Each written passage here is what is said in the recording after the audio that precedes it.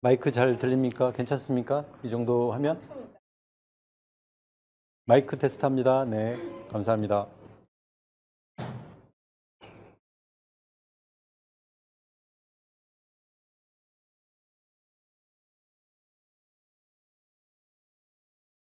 예, 스튜디오 오시니까 어떠십니까?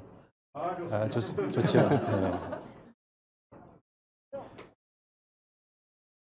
이제 우리 모두가 이제 비디오 스타가. 네. 네. 방송국에 일로 가면요, 박수고 1등 받습니다. 네. 자, 그럼 우리 그 관중들, 그러니까 우리 관중들 연습 한번 해보겠습니다. 네. 자, 박수. 자, 함성과 함께 박수.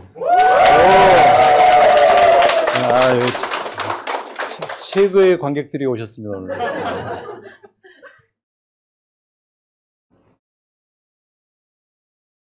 시작하는 겁니까? 큐 사인 났네요. 네, 몰랐습니다. 네, 따뜻한 과학마을 벽돌안정에서 늘 야심차게 준비하는 과학마을 시간입니다. 안녕하십니까? 네, 반갑습니다. 네, 오늘 최고의 관객들을 모셨어요. 네, 아마 이 지역에서 훈련된 관객들인 것 같습니다. 감사합니다. 자, 어떻습니까? 지금 비가 많이 왔죠. 비가 너무 많이 와서 힘드신 분들도 많이 계시고, 저희 고향이 나주 평야예요. 나주. 나주가 제가 어렸을 때 초등학교 1학년 때쯤 저희 마을 앞에까지 물이 찼는데 그보다 더 많이 찼어요. 그러니까 제가 50 조금 넘었는데 50평생 가장 물이 많은 어려움을 겪고 있는 것 같습니다. 그럼에도 불구하고 우리 과학마을 이야기에 많은 분들이 참여해 주시고 이렇게 호응을 해 주셔서 감사합니다. 자, 오늘 49회예요. 과학마을 이야기가 49회에 왔는데 1년에 한 10번 정도 하는데 벌써 5년을 넘게 이렇게 과학마을 이야기를 이어가고 있습니다. 늘 야심차게 준비하고 또 나오신 우리 그 강연자께서 워낙에 또 이 분야에서 유명하신 분들이 많기 때문에 인기가 많은 것 같습니다. 자, 오늘은 49회 과학마을 이야기에 초대한 우리 박사님을 모시겠습니다. 우리 박사님은 한국 항공우주연구원에 계시는 박정주 박사님이신데요. 우리가 조금 신상트를 항상 해야죠. 저 나름대로 이제 웹사이트를 뒤져서 우리 박정주 박사님 박정주 박사님이 항공우주연구원에 계셔서 저희 벽돌안장에 또 늘 평상시에 신경 써주시고 항상 또 우리 청소년들, 어린이들, 학생들에 대해 많은 이제 조언을 많이 해주시는데 특별히 작년에는 저희들이 우리 박사님이 특별히 허락해 주셔가지고 우리 벽돌안장에서 나로 우주센터를 방문한 적이 있어요. 작년 9월 28일에 버스 한 대를 빌려가지고 이렇게 타고 저기 공웅에 있는 나로 우주센터까지 저희들이 방문한 적이 있습니다. 너무 좋았고요. 여기 우주센터에 있는 여기 직접 이렇게 그 로켓 추진체를 직접 그 조립하고 있는 걸 저희들이 구경도 했고요. 저희들이 아쉽게는 이렇게 발사대까지 옆에까지는 못 갔는데 멀리서 봤고요. 나로 우주센터의 우주과학관도 저희들이 구경을 했습니다. 우리 박정주 박사님은요. 이렇게 젊으신 때도 있으셨고, 그래서 항공공학으로 박사학위를 하셨어요. 그리고는 쭉 우리 그 항공우주연구원에 이제 연구원으로 계시면서 여러 가지 일을 하셨는데 특히 이제 발사체는 이제 조금 이따 말씀을 하실 텐데 발사체의 어떤 주도적인 책임자로서 역할을 거의 20년 넘게 30년? 30년 도록 하셨는데 현재로는 사실은 연구원으로 들어가서 연구소의 원장님이 되시는 게 가장 처음부터 끝까지 가시는 거잖아요. 바로 지금 부원장님이세요 지금. 그래서 연구를 워낙에 잘하시니까 여기까지 오신 것 같습니다. 발사체에 대해서는 스포일하지 않도록 바로 넘어가겠습니다. 또 말씀하실 거니까. 그래서 박사님은 우리 그 방송에도 여러 번 나오셔가지고 우리 우주에 탐구를 하는 우리 항공우주연구원에서 하시는 일, 그다음에 이 발사체라든지 로켓에 대해서 워낙에 많은 이렇게 얘기를 많이 하셔주시는데 그 중에서도 제가 보니까 그 발사체 원가를 밝히신 적도 있어요. 780억 원. 로켓을 액체 추진 로켓을 과학 로켓을 쏘는데 원가가 780억 원 들었다는 개발비가 들었다는 얘기도 해주셨고요. 늘 우리 과학기술부에서 이렇게 로켓을 쏘면 이렇게 우리 박사님 옆에서 항상 현장에서 전해주시는 우리 로켓 공학자, 로켓 전문가십니다. 그래서 오늘 1시간 정도 우리 박정주 박사님이 어떤 얘기를 하는지 우리와 우주는 앞으로 어떻게 탐사할 건지를 좀 자세하게 한번 들어보겠습니다. 큰 박수로 우리 박정주 박사님을 모시겠습니다. 예, 정 박사님이 너무 잘 소개해 주셔가지고 감사드립니다. 오히려 뭐 저보다 진짜 저보다 더 다른 저를 소개시켜 주신 것 같네요. 자, 어떻게 했다? 잠깐만요.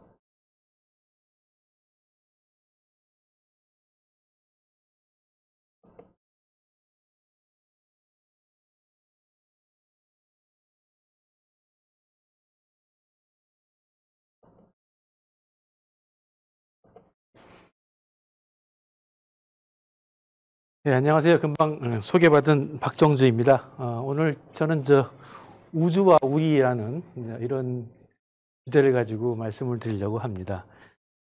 우리가 우주가 뭐 멀리 있는 것 같지만은 요즘은 많이 가까워졌죠. 스마트폰에도 다 우주에서 오는 신호를 받는 GPS 수신기 하나씩 다 갖고 다닐 정도니까 모두 해서 나중에 되면 진짜 우리가 우주를 좀 더 가까이 느낄 수 있을 것 같고 이런 날도 올지 모르겠어요. 여기 보시는 것들을 보면은 이제 막 그 로켓가 올라가고 또 이거는 우주 화물선이라고 그래요. 화물선이고 그다음에 요게 우주 호텔, 요게 플라즈마 우주선, 우주 발사 로켓. 요거는 우주 정거장입니다. 여기 이게 다 그 도킹할 수 있는 그 장치고. 요거는 가족이 우주 여행 갈 때 가족용 우주선이래요. 여기 이제 우주 로켓인데 여기는 요건데요. 요게 튤립 로켓이에요. 그래서 튤립 로켓은 뭐냐면은 이런 우주에 가가지고 한번 이제 뿌리를 박아놓으면 튤립이 광학 합성을 해가지고 거의 공기도 만들어내고 또 거기서 좋은 향기를 뿜어가지고 그 우주인들이 기분 좋게 하는 그런 로켓 역할을 한다고 합니다. 여기 우주인인데 이런 것들을 만들어서 제공해 준 사람은 이현표 꼬마 과학자예요. 사실은 제가 말한 조금 전에 말한 것이 다 이 아이의 상상에서 나온 거거든요. 이현표는 지금 한 5학년쯤 됐어요. 그런데 얘가 초등학교 2학년 때부터 자기가 생각하는 우주선을 갖다가 설계해가지고 그걸 갖다 컴퓨터로 3D 모델링 해가지고 집에 있는 3D 프린터로 이거 다 만든 거예요. 이게 집에서 3D 프린터로 만든 거예요. 그러니까 이 우주가 이제 얘도 로켓 우주 과학자가 되는 게 꿈인 그런 어린이인데 이렇게 어렸을 때부터 이렇게 많은 상상을 하고 하다 보면은 정말 이러한 우주를 만드는 날이 오지 않을까 생각이 들고 그때는 진짜 우주와 우리가 아니라 우리 우주라고 우리가 우리나라 우리 동네 부르는 식으로 우리 우주라고 부르는 날이 올지도 모르겠습니다. 그래서 한번 소개시켜 봤고요. 이 한자가 4개가 있는데 여긴 자기소개 페이지입니다. 제 소개 페이지인데 4글자의 한자를 요즘 학생들은 이거 4글자 다 읽을 수 있는 학생이 있나? 손 들어봐요. 손 들어서 읽으면 내가 상 줄게. 진짜 없어? 어떤 친구도 있던데. 자, 첫 번째는 꿈몽자입니다. 그죠? 꿈몽자. 이게 제가 어렸을 때 이제 고등학교 다닐 때 TV를 보고 있는 거예요. TV에서 영화를 봤는데 No Highway in the Sky라는 영화예요. 하늘에는 고속도로가 없다. 내용은 뭐냐면은 그 옛날 비행기예요. 옛날 비행기가 또 떨어지는 거예요. 그래서 왜 떨어지느냐 이제 했는데 이 사람이 그 구조역학을 전공하는 사람이 돼가지고 필요에 의해서 꼬리날개가 부서졌다고 생각을 해서 꼬리날개를 실제로 필요를 줘가지고 부시는 실험을 갖다가 하는 영화 내용이 나와요. 그걸 보면서 저는 와, 나도 저렇게 커다란 공장에서 근무하고 싶다. 그 비행기 만드는 회사 이런 데서 그런 생각이 들어가지고 항공공학자가 되고 싶은 꿈을 이제 그때 갖기 시작했어요. 그래가지고 대학도 그냥 한국공학을 갈 수 있는 공과대, 그 당시에 이제 자연계열이라고 그러는데 그런 데 들어가가지고 왔습니다. 저희 다닐 때는 두 번째가 이제 위태로울 위자거든요. 저희 다닐 때는 계열로 들어가가지고 2학년 올라갈 때 과를 선정을 했어요. 과를 뽑을 때 이제 지원을 하면 1지망, 2지망, 3지망 하면 성적 순으로 해가지고 이렇게 카트하고 그러는데 첫 번째 1차 때는 그냥 한 대만 넣어가지고 되면 되고 떨어지면 떨어지는 거고 2차 때는 이제 1, 2, 3지망 해가지고 거기서 다시 이제 하는데 제가 가고 싶은 항공공학과는 대충 카트라인을 그 전에 카트라인을 보니까 뭐 중간보다 아래였기 때문에 중간 정도밖에 전후해서 공부 안 해도 그냥 가겠더라고요. 카트라인이. 어차피 못 가는 사람은 없어요. 다들 어딘가 무슨 과는 가는데 이제 자기가 원하는 과를 갈 수 있느냐 없느냐. 근데 뭐 전자공학과 그런 데는 굉장히 세가지고 물리학과는 세서 거기 공부를 열심히 해야지 갈 수 있는 데고 항공공학과는 놀아도 가겠더라고요. 그래서 열심히 놀았습니다. 1학년 동안에. 근데 그 당시에는 이제 이렇게 뭘 신청하고서 보면 벽에다 진짜 방을 붙여요. 이름 쓰고 해서 막 쫓아가서 이렇게 보고서 내 이름이나 확인해야 되는 거거든요. 이제 이름 확인하러 갔는데 이름이 없는 거예요. 그 해에 항공공학과는 갑자기 그 수십 개의 학과 중에 4등으로 올라온 거예요. 그래가지고 제 성적하고는 너무너무 어마어마한 격차가 해가지고 저는 근데 항공공학과 외에 딴 과를 별로 생각해 본 적이 없어가지고 또 1지망을 항공공학과 썼어요. 물론 2, 3지망은 다른 과 썼지만은 그거서는 남들이 막 무모하다고 하지만은 하여튼 그렇게 썼습니다. 다행히 두 번째 가서 방을 볼 때는 맨 밑에 성적 순으로 한 것 같아요. 맨 밑에 제 이름이 있더라고요. 그래서 꼴찌로 이제 항공공학과에 들어갔습니다. 그래가지고 저는 항공공학 비행기를 만드는 사람이 되고 싶었고 그래서 계속해서 하다가 뭐 대학원도 가고 이제 박사과정도 들어가고 그렇게 했어요. 게다가 이제 이게 변할 변자거든요. 어떻게 변해야 되겠냐면 대학원 다닐 때 이제 지금 문 박사님이 계시는 그 천문연구원이 그 당시에 천문우주과학 연구소였어요. 초대 소장님이 천문우주과학 연구소에 로켓을 개발하는 팀을 만들어야겠다. 그러셔가지고 로켓 팀을 만들려고 사람을 둘을 뽑았어요. 근데 저도 이제 거기서 제가 그때 대학원 다닐 때인데 거기에 지망할 수 있는 마침 그런 게 돼가지고 지망을 하게 됐어요. 근데 내가 항공기를 만들고 싶은 사람인데 로켓 만들어도 되겠나 싶은데 로켓은 항공기나 다 하늘 나는 거고 또 로켓은 그 당시에는 로켓을 배우는 과가 없었어요. 제가 다닐 때는. 그래서 그냥 다 항공과학과 나오는 사람들이 하고 그랬었는데 그래서 제 꿈에서 이 날개 두 개를 비행기 날개 두 개를 띄워서 로켓으로 이렇게 꿈을 변화시키는 그런 일을 겪었습니다. 들어가가지고 그 다음에 이제 그 천문우주과학 연구소에 있던 로켓 개발팀이 나중에 나와가지고 기계연구원에 있던 항공기 팀하고 합해져가지고 항공우주연구원이 만들어진 거예요. 그래서 항공우주연구원에 들어가서 로켓 개발도 여러 가지 하고 뭐 여기서 나로호까지도 이제 개발해서 나로호 때 어린이들이 많은 좋아하는 모습도 보고 그렇게 했습니다. 마지막 글자는 발알망자예요. 이제 그렇게 해서 많은 로켓을 개발하고 사실 항공우주연구원에서 개발한 모든 로켓으로는 참여해가지고 제일 첫 번째 거부터 굉장히 보람차고 제 인생에서 한 직장을 이렇게 한 30 몇 년 다녔는데 오랫동안 다닐 수 있다는 것도 굉장히 행운이라고 생각을 합니다. 그래서 지금 바라는 거는 이와 같이 이제 우리나라 로켓으로 달나라에도 가고 하는 걸 보고 싶은 게 바라는 겁니다. 사실은 여기 이 스케치들이 아까 앞서 조그맣게 보여준 이현표 군의 아버지가 그려주신 거예요.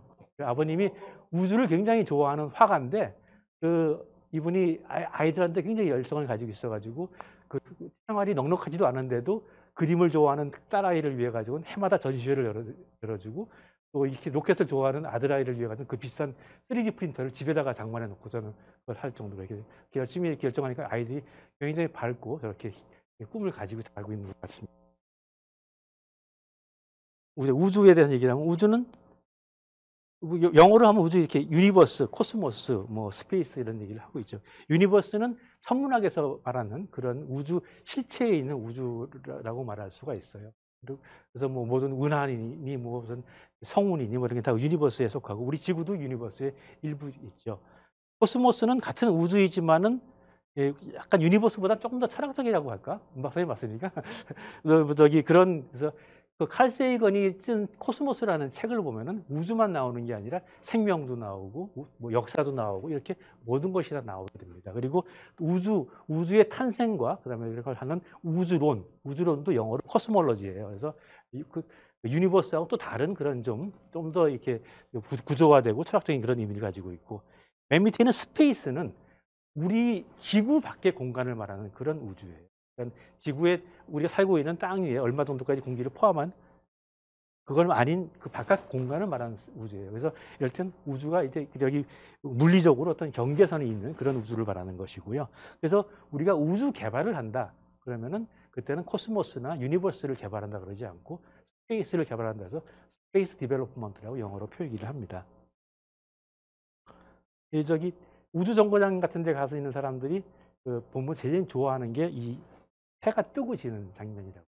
정거장이 이제 한 90분에 한 번씩 해가 뜨고 또 해가 지고 그러는데 한 바퀴 도는데 90분 걸리니까 그때 굉장히 아름다운 거예요. 이렇게 지구 표면이 이렇게 있고 그 위에 이런 층층이 있는 이런 아름다운 모습을 보면서 굉장히 우주에 갔다 그 보람을 느낀다고 해요. 그래서 지금 어떻게 되어 있냐면은 지구가 있으면 한 10km 정도, 11km 정도까지는 대륙권이라고 해요. 대륙가 마찬가지로 대기 현상이 일어나고 비행기도 다니고 하는 데죠. 근데 그 위에 11km부터 한 50km까지는 성층권. 뭐 우리가 예를 들어 가지고 헬륨을 갖다가 풍선을 넣어가지고 끼워 올리면 한 30km 정도까지 올라가요. 그리고 터지거든요. 그 정도가 성층권이고 그 위에는 이제 50km부터 80km까지는 중간권이라고 해서 이제 별똥별 같은 게 막 타는 그런 위치가 되고 그 위에 한 100km, 600km까지 10건이라고 그래요. 우주정거장이 다니는데 10건인데 대략 한 80km, 100km 이 정도 되면 공기가 거의 없어요. 그래가지고 뭐 거의 저희가 없다고 그러는데 우리가 카르만 라인이라고 그래가지고 100km를 경계를 해가지고 카르만이 공기역학자거든요. 그러니까 공기가 뭐 대략 그 경계 같은 그런 개념인 것 같아요. 그래서 100km를 넘은 거는 우주고 100km 안에는 대기권이고 뭐 이런 식으로 우리가 얘기를 하거든요. 그래서 근데 이 카르만 라인이 그래서 보통 100km를 말하는데 꼭 100km라고 정해진 건 아니에요. 이렇게 대략 그 정도라고 이렇게 하고 있는 거고요. 또 우주의 경계를 꼭 100km라고 하는 것도 아니에요. 뭐 다른 적인데 한 80km 하는 경우도 있어요. 그래서 카르만 라인을 80km로 봐야 된다고 주장하는 학자들도 있고요. 또 미국 같은 경우에 우주를 갔다 온 사람을 우주인이라고 그래가지고 자기들끼리 우주인끼리 모여가지고 하고 뭐 이렇게 배지도 주고 뭐 그런 게 있는가 봐요. 근데 미국 중에서 그 우주인 중에 우주로 이렇게 나가서 우주정거장 갔던 우주인 말고 미국의 그 무슨 우주 비행기 같아서 로켓 비행기를 해가지고 한 80km까지 올라갔다 내려온 사람들이 있대요. 그 사람들이 우주인이냐 아니냐 하는데 미국은 우주인, 에스트로넛이라고 그래가지고 우주인 배지를 준다고 합니다. 대략 80km로 경계를 보기도 해요. 지구가 이렇게 있죠. 이게 이제 위성이 도는 궤도예요. 지구에서 위성을 쏘아 돌리면 어떤 속도를 내주면 그냥 그 위성이 그 자리에서 계속 떨어지지도 않고 올라가지도 않고 도는 거예요. 그게 위성 궤도거든요. 위성 궤도는 어떤 속도가 나면 지구가 잡아당기는 힘하고 이게 돌면서 밖으로 나가려면 원심력이 똑같이 비겨가지고 그걸 계속 도는 거예요. 그러니까 또 이게 어떻게 보면 계속 자유낙하하는 거예요. 지구 중대가 있는데 이게 이렇게 두면 뚝 떨어지잖아요. 근데 이렇게 더 빨리 가면 이렇게 떨어질 거 아니에요. 이렇게 떨어지니까 계속 자유낙하하는데 너무 빨리 가니까 떨어지는 것만큼 지구가 떨어지면 지구가 이만큼 또 굽어지니까 떨어지는데 그만큼 떨어지면 지구도 그만큼 떨어지고 이렇게 반복하는 그런 형태라고 해서 이런 위성 궤도는 자유낙하다. 그래서 내부가 무중력이다. 우리가 자유낙하할 때는 무중력을 느끼잖아요. 그런 거 마찬가지거든요. 근데 이런 위성의 궤도는 그래서 높이에 따라서 내야 되는 속도가 정해져 있어요. 저것도 뭐 500km 정도면 초속 한 10.8km 정도로 날아가야지 딱 맞는다. 더 빠르면 밖으로 더 튀어나가고 더 느리면 떨어지고 이렇게 되는 거거든요. 근데 이 위성의 궤도는 반드시 그 궤도의 중심에 지구의 중심하고 일치가 돼야 돼요. 그러니까 이 궤도가 만약에 원궤도면은 원의 중심이 지구의 중심하고 일치가 되고 만약에 타원 궤도면은 타원은 초점이 2개가 있잖아요. 이렇게 초점 중에 하나가 지구의 중심하고 일치가 돼야 돼요. 그래서 위성 궤도는 이게 제 주목이 지구라면 이런 궤도는 있지만 이런 궤도는 없어요. 이런 궤도도 없고요. 반드시 지구 중심으로 이렇게 갖고 돌아가야 되는 거거든요. 어떤 형태로든 간에. 그래서 이게 첫 번째 보이는 게 이제 남쪽 북쪽으로 이렇게 도는 궤도거든요. 이게 보통 이렇게 보면은 지구는 이렇게 돌아요. 지구는 이렇게 돌고 위성은 지구를 도는데 한 90분 정도 걸려요. 저런 높이 궤도면은. 그 정도 걸리면 한 90분에 한 번 돌면은 처음에 대전 위에 있던 위성이 지구를 한 바퀴 삥 돌아오면 1시간 반 정도 지났잖아요. 그럼 그 사이에 지구는 1시간 반만큼 돌아 있겠죠. 그죠? 그럼 지금부터 여기부터 한 시차로 1시간 반 정도 있는 중국이거나 아니면 베트남이거나 그런 데 위를 지나가는 거예요. 또 다음번 돌 때는 또 그 다음 넘어 인도의 어디를 지나가겠죠. 그죠? 그러니까 빙글빙글 돌아가지고 이게 한 15바퀴 돌아야지 다시 대전 근처로 이제 오는 거예요.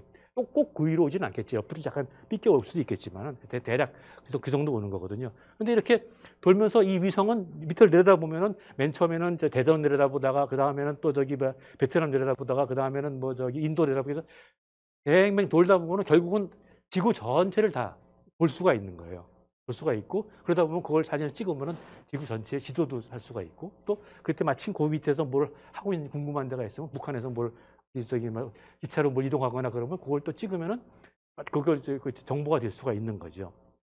대전을 위해서 지금 이렇게 이제 보여줄 거예요. 보여줄 거고요.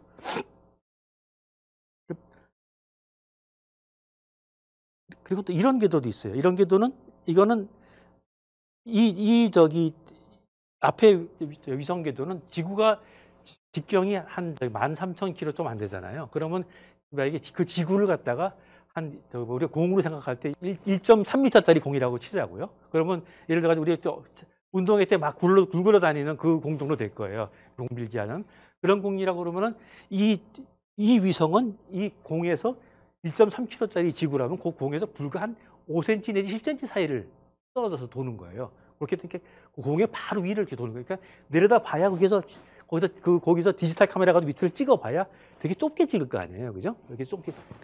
그러니까 거기에 가까이서 자세하게는 찍지만은 많이 찍지는 못해요. 근데 우리가 이렇게 이런 구름 같은 걸 막 보거나 보고 싶으면 더 멀리 보고 싶을 거 아니에요, 그죠? 그리고 이거는 아까 말씀드린 대로 이거는 한 바퀴 돌면 저쪽 엉뚱한 데가 있기 때문에 대전을 계속 보고 싶으면은 볼 수가 없는 거예요. 그러면 굉장히 많은 위성을 쏘든지 아니면은 이게 뭐 기다렸다 며칠 한 번씩 보든지 보통 저희 연구원에서 이제 그 위성 관제를 하는데 이게 하루에 아까 한 15바퀴 돌아가지고 하루 오잖아요. 그러면은 이제 하루에 두 번 정도 맞는다고 치면은 이 안테나의 범위 내에 들어오는 걸로만 따지면은 하루에 한 두세 번 정도 들어와요. 이쪽에 걸리고 이쪽에 걸리고 해가지고 겨우 들어오고 실질적으로 뭐 대전을 정확히 한국의 위를 지나가는 걸 찾으려면 그냥 며칠 걸려서 정확히 그 위치에 올 거예요. 그렇게 하는데 이런 만약에 계속해서 우리가 위성 기상 사진 같은 거는 계속해서 거기서 지켜놓고 봐야 되니까 지구에서 볼 때 똑같은 위치에서 계속해서 똑같은 사진을 찍을 수 있는 좋단 말이에요. 그러려고 그러면 마치 지구에다 꼭 붙여놓은 것처럼 지구랑 똑같이 도는 그런 위성이 필요하겠죠. 그런 위성은 이제 지구처럼 똑같이 돌기 때문에 여기서 맨날 봐도 똑같은 자리를 보는 거예요. 그걸 기상위성, 그러니까 정지궤도라고 그래요. 지구에서 정지궤도 한 것처럼 보여요. 그런 정지궤도에서 그런 궤도에 들어가려면 지상에서 35,800km 높이에 그 다음에 적도면에 이렇게 있으면 적도면에서 지구를 그대로 돌기 때문에 우리가 여기서 볼 때는 늘 그 위치에 그 위성이 있는 거예요. 그래서 우리가 집에 있는 위성 수신 안테나, 스카이라이프 안테나는 딱 고정시켜 놓고 있잖아요. 만약에 이 위성처럼 왔다 갔다 하면 이게 안테나가 이렇게 움직여야 되거든요. 그거에 따라서. 근데 이거는 고정이 되기 때문에 늘 각도를 고정시킬 수가 있어요. 그리고 또 넓은 면적을 볼 수가 있는. 아까 제가 1.3m짜리 공에서 5cm 높이라고 그랬잖아요. 이거는 35,800km이기 때문에 1.3m 공에서 3.5m 정도 떨어져서 보는 거예요. 그러니까 여기서 저 3m 떨어진 곳에 공을 보면은 한두 번이 다 보이잖아요. 그죠? 공보다 몇 배 되는 거리니까. 그래서 거의 지구의 반을 다 그냥 한 장으로 다 한꺼번에 찍을 수가 있는 그런 장점이 있어요. 그래서 기상위성 같은 데 많이 쏘고 또 아까 스카이라이프 위성처럼 정지되어 있으니까 통신할 때 굉장히 유용한 위성이 돼요. 그래서 이걸 정지궤도 위성이라고 그러고요. 그다음에 이제 이런 거는 우주정거장이잖아요. 우주정거장은 이소연 박사가 갔다 온 데지만은 이게 가능하면 화물선이 왔다 갔다 쉽게 왔다 갔다 해야 되기 때문에 높이도 가능하면 낮고 또 각도도 가기 쉽고, 그러니까 미국에서도 갈 수 있고 러시아에서도 갈 수 있고 이런 식으로 가기 쉽고 그런 궤도를 찾아야 되기 때문에 한 400km 정도 낮은 궤도에다가 그다음에 경사각도 한 50도 정도 적대면에서 그런 정도 각도를 이렇게 다녀요. 그러니까 이게 제일 낮은 궤도 한 400km 정도고 보통 이런 거는 한 800km 정도 요거는 36,800km. 그렇게 해서 모든 궤도는 또 그 궤도 따라 다 필요에 따라서 다 이렇게 설계를 하는 거예요. GPS 위성 있잖아요. GPS 위성은 보통 그 위치를 잡으려면 3개의 삼각법 같은 게 필요한데 3개의 위성의 위치를 정확히 알고 있는 그런 게 필요한데 거기에다가 보정이 필요해서 4개는 미니멈 들어가야 된다고 해요. 그래서 여기 지금 8개 지금 위성이 지금 보이고 있는 상황이거든요.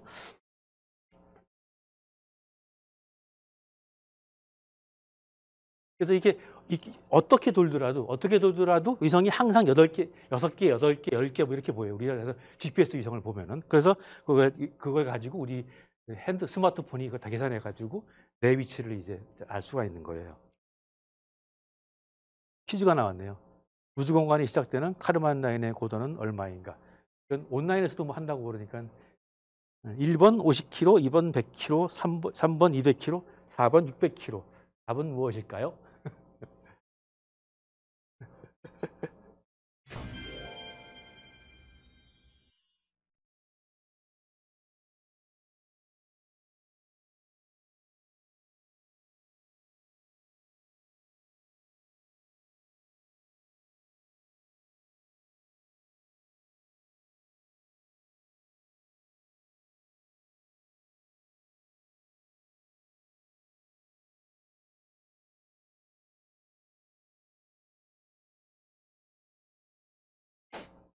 제가 항공우주연구원에 다니고 있으니까 항공우주연구원이 1989년에 생겨가지고 작년에 30년이 됐어요. 30년 동안 항공우주연구원은 무슨 일을 했느냐? 30년 전에 진짜 우리나라의 우주는 완전히 불모지였다고 볼 수 있어요. 근데 하면서 발사체 쪽에서는 과학 로켓 3가지 과학 로켓, 앞에 2개는 고체 추진제를 사용한 과학 로켓이고 3번째는 액체 추진제를 사용한 과학 로켓이에요. 그 다음에 나로호 발사체를 발사했고요. 그 다음에 누리호 발사체를 지금 개발하고 있어요. 나로호 발사체를 개발할 때는 우리가 네? 퀴즈 정답. 퀴즈 정답. 카르만 라인의 고도는 아까 말씀드렸죠. 100km 정도의 고도를 카르만 라인의 고도로 합니다. 네. 당첨자도 발표해야 돼요?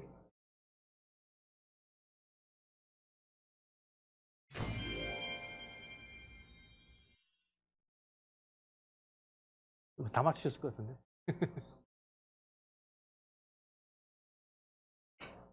그다음 계속 지나가면 돼요. 어떻게 당첨자 당첨자 어떻게 발표하는 건데? 네? 예.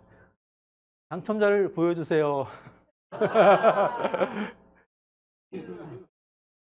EQ900 T빙. 어유. 두 분 축하드립니다. 저렇게 하는 거구나. 예.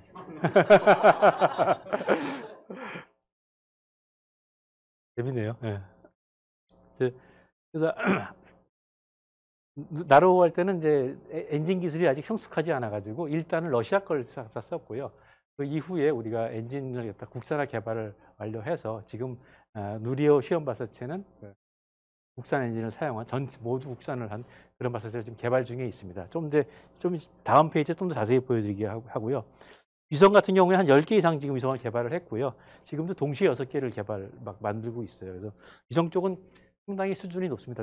발사체는 아직까지 완전히 자립을 아직 못한 상태지만 위성은 뭐 세계 수준에 도달해가지고 뭐 외국에도 수출도 하고 우리나라가 지금 많이 그 기술도 협력하고 굉장히 활발하게 하고 있습니다. 그래서 정지궤도 위성도 있고 저궤도 위성도 있고 다양한 위성을 우리가 가지고 있어요. 사실 제가 90년도에 이제 그때 뭐 그 로켓 처음 개발하고 그럴 때 일본하고 같이 일하는 게 있어가지고 일본의 우주과학연구소에 가서 있을 때가 있었는데 거기서 오는 카탈로그를 이렇게 보면은 자기네가 발사한 위성이 막 있잖아요. 근데 너무 부러운 거예요. 언제 우리나라는 우리나라 그때 위성 하나도 없을 때니까 이렇게 위성을 좀 이렇게 여러 개 놓고서는 이렇게 했다고 그런 카탈로그에 넣을 수 있나 싶은데 지금 이제 그렇게 됐어요. 그래서 굉장히 뿌듯합니다.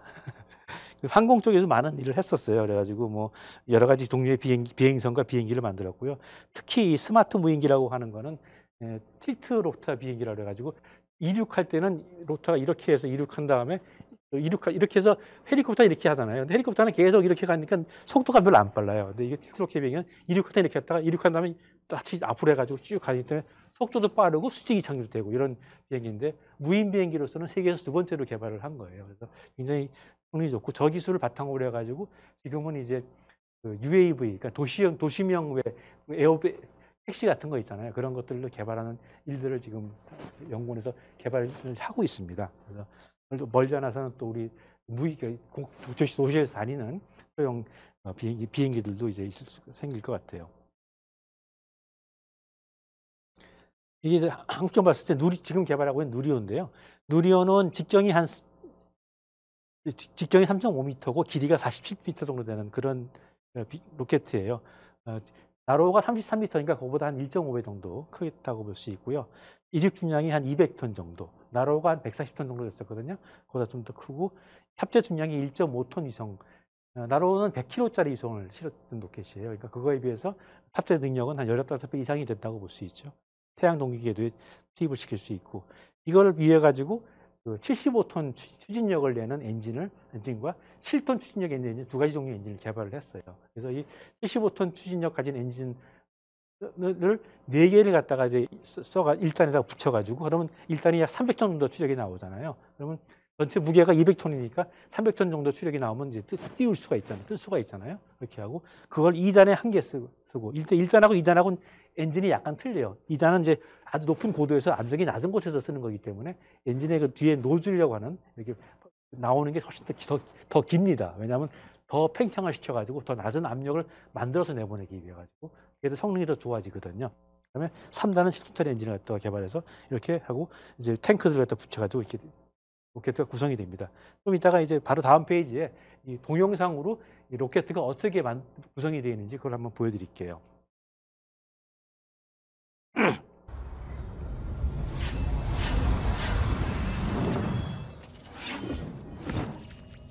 여러 가지 밸브들이 이렇게 막 있는 거예요.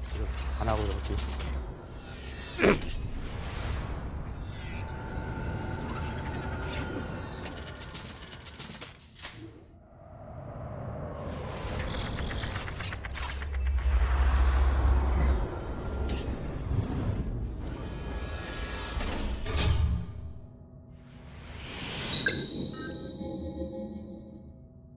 필드에 집어넣는 펌프고요. 이거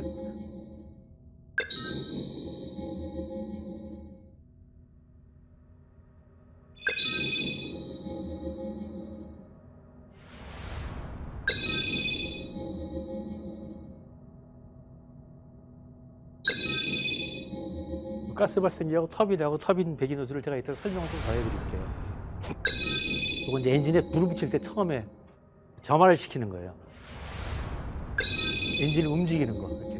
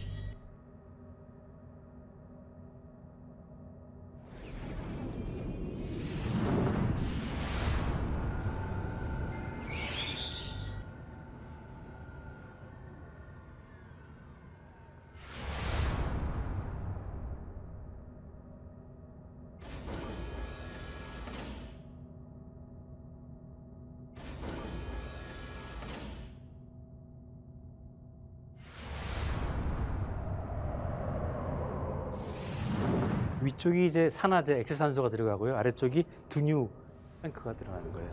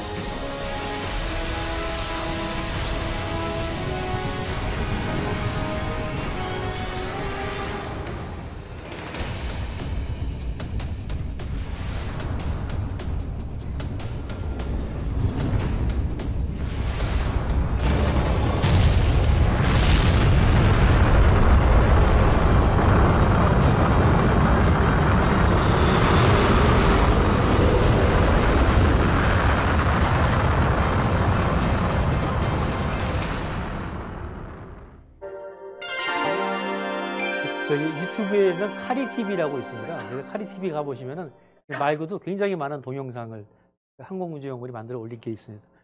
심심할 때 한번 학생들 들어서 보면 좋을 것 같아요. 이런 그 로켓을 개발하기 위해서는 이 나로우주센터, 나로우주센터는 이제 전라남도 고흥군에 있는 우주센터인데요. 이 원래 로켓 발사장으로 만든 거죠. 발사대로 만들었고 로켓을 발사하려고 그러면은 이게 위험 반지 한 부분이 있기 때문에 혹시라도 문제가 생겨도 큰 사고가 나지 않도록 그 주변에 안전 반경을 확보를 해야 돼요. 그러니까 사실 우리나라에서 안전 반경을 확보하는 게 쉽지가 않아요. 왜냐하면 어디에다 사람이 사지 않는 곳이 없기 때문에. 근데 나로도에 있는 여기들 이 주민들을 다 이게 다 옛날에 마을이 있던 곳인데 다른 분들을 이주시키면서 이걸 여기를 만들었어요.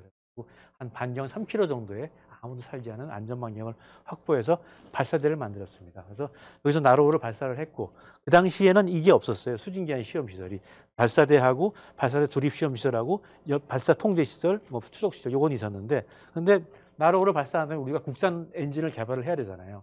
엔진도 마찬가지예요. 엔진도 시험하다가 혹시 터질 수가 있기 때문에 엔진도 똑같이 안전 반경이 필요해요. 그래서 예를 들어 대전에 조그만 엔진을 시험하는 시절은 있었는데 대전에다가 저기 아까 75톤 엔진 시험 같은 거 한다 그러면 아마 여기 굉장히 주변에서 원성이 자세해서 못할 거예요. 그래서 여기 나로우주 센터에다가 추진기한 시험 시설을 갖다가 만들었어요. 그래가지고 사실은 지금 나로우주 센터에 투입된 예산이 거의 한 9천억 정도 이상 됐는데 그 중에 한 반 정도는 추진기한 시험 설비를 짓는 데 사용이 되었습니다. 그래서 그렇게 됐고요. 이게 작년에 우리가 시험 발사체를 발사하는 장면이에요. 시험 발사체는 우리가 75톤짜리 액체 엔진을 개발을 해서 이걸 4개를 묶고 1단하고 하나로 2단 하기 전에 이게 엔진이 제대로 됐냐 요것만 확인하기 위해서 하나만 가지고 해본 거예요.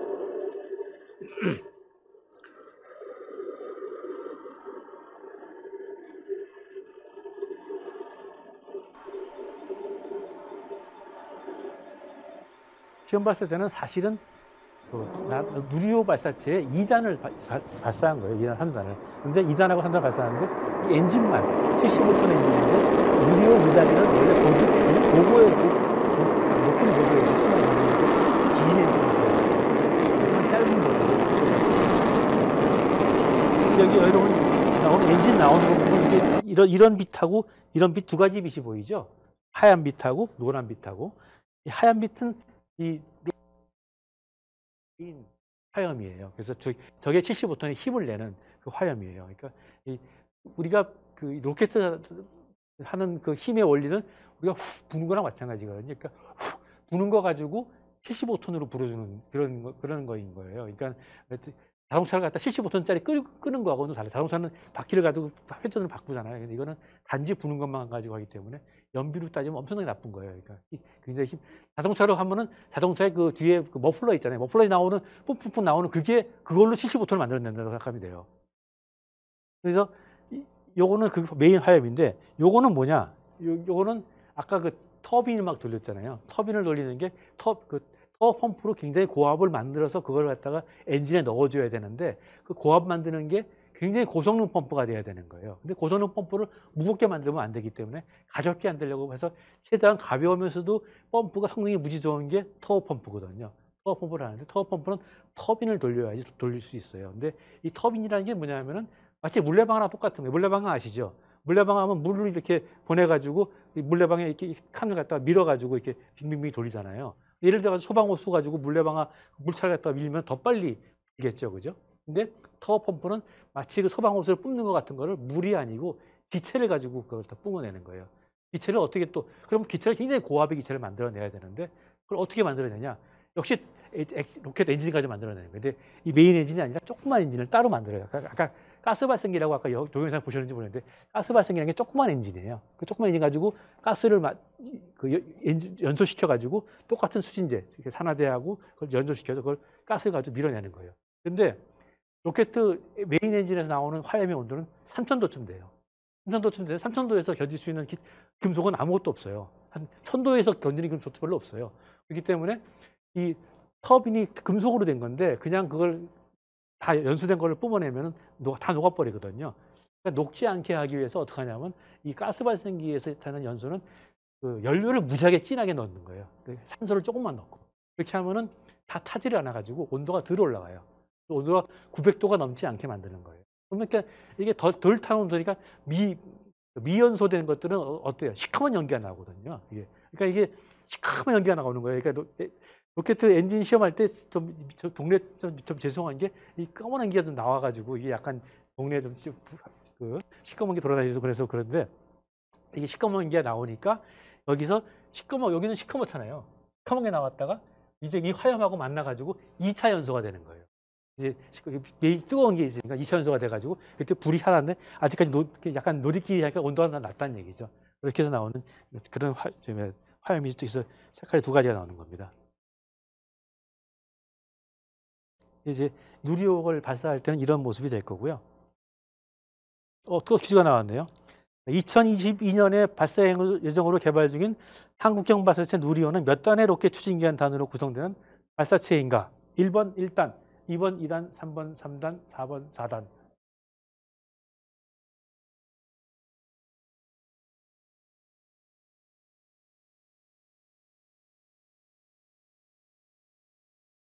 저 타임오버가 나오는구나. 그럼 이제 지금 답해야 되는 거예요? 예. 아까 말씀드렸지만 3단 로켓 발사체입니다. 그래서 3단으로 구성이 되어 있고요. 자, 당첨자를 발표해 주세요.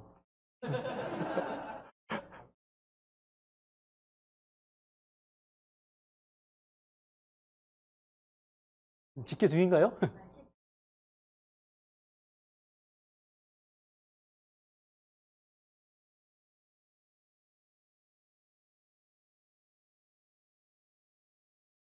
미니 초코 로켓님 축하드립니다. 예. 커피가 가네요. 예. 이제부터 인공위성 얘기를 이제 할게요. 항공우주연구원에서는 저궤도 인공위성을 먼저 개발을 했고 지금은 정지궤도 인공위성까지 개발을 했습니다. 정지궤도 위성이 훨씬 더 높이 올라가니까 더 크고 그래요. 그래서 저궤도 위성은 아리랑 1호, 아리랑이라는 이름을 붙였어요. 그래서 아리랑 위성하고 다목적 실험 위성하고 컴셋 이게 같은 이름입니다. 그래서 아리랑이라고 부르기도 하고 다목적 실험 위성 뭐 이러라고 부르기도 하고 컴셋이라고 부르기도 하고 그럽니다.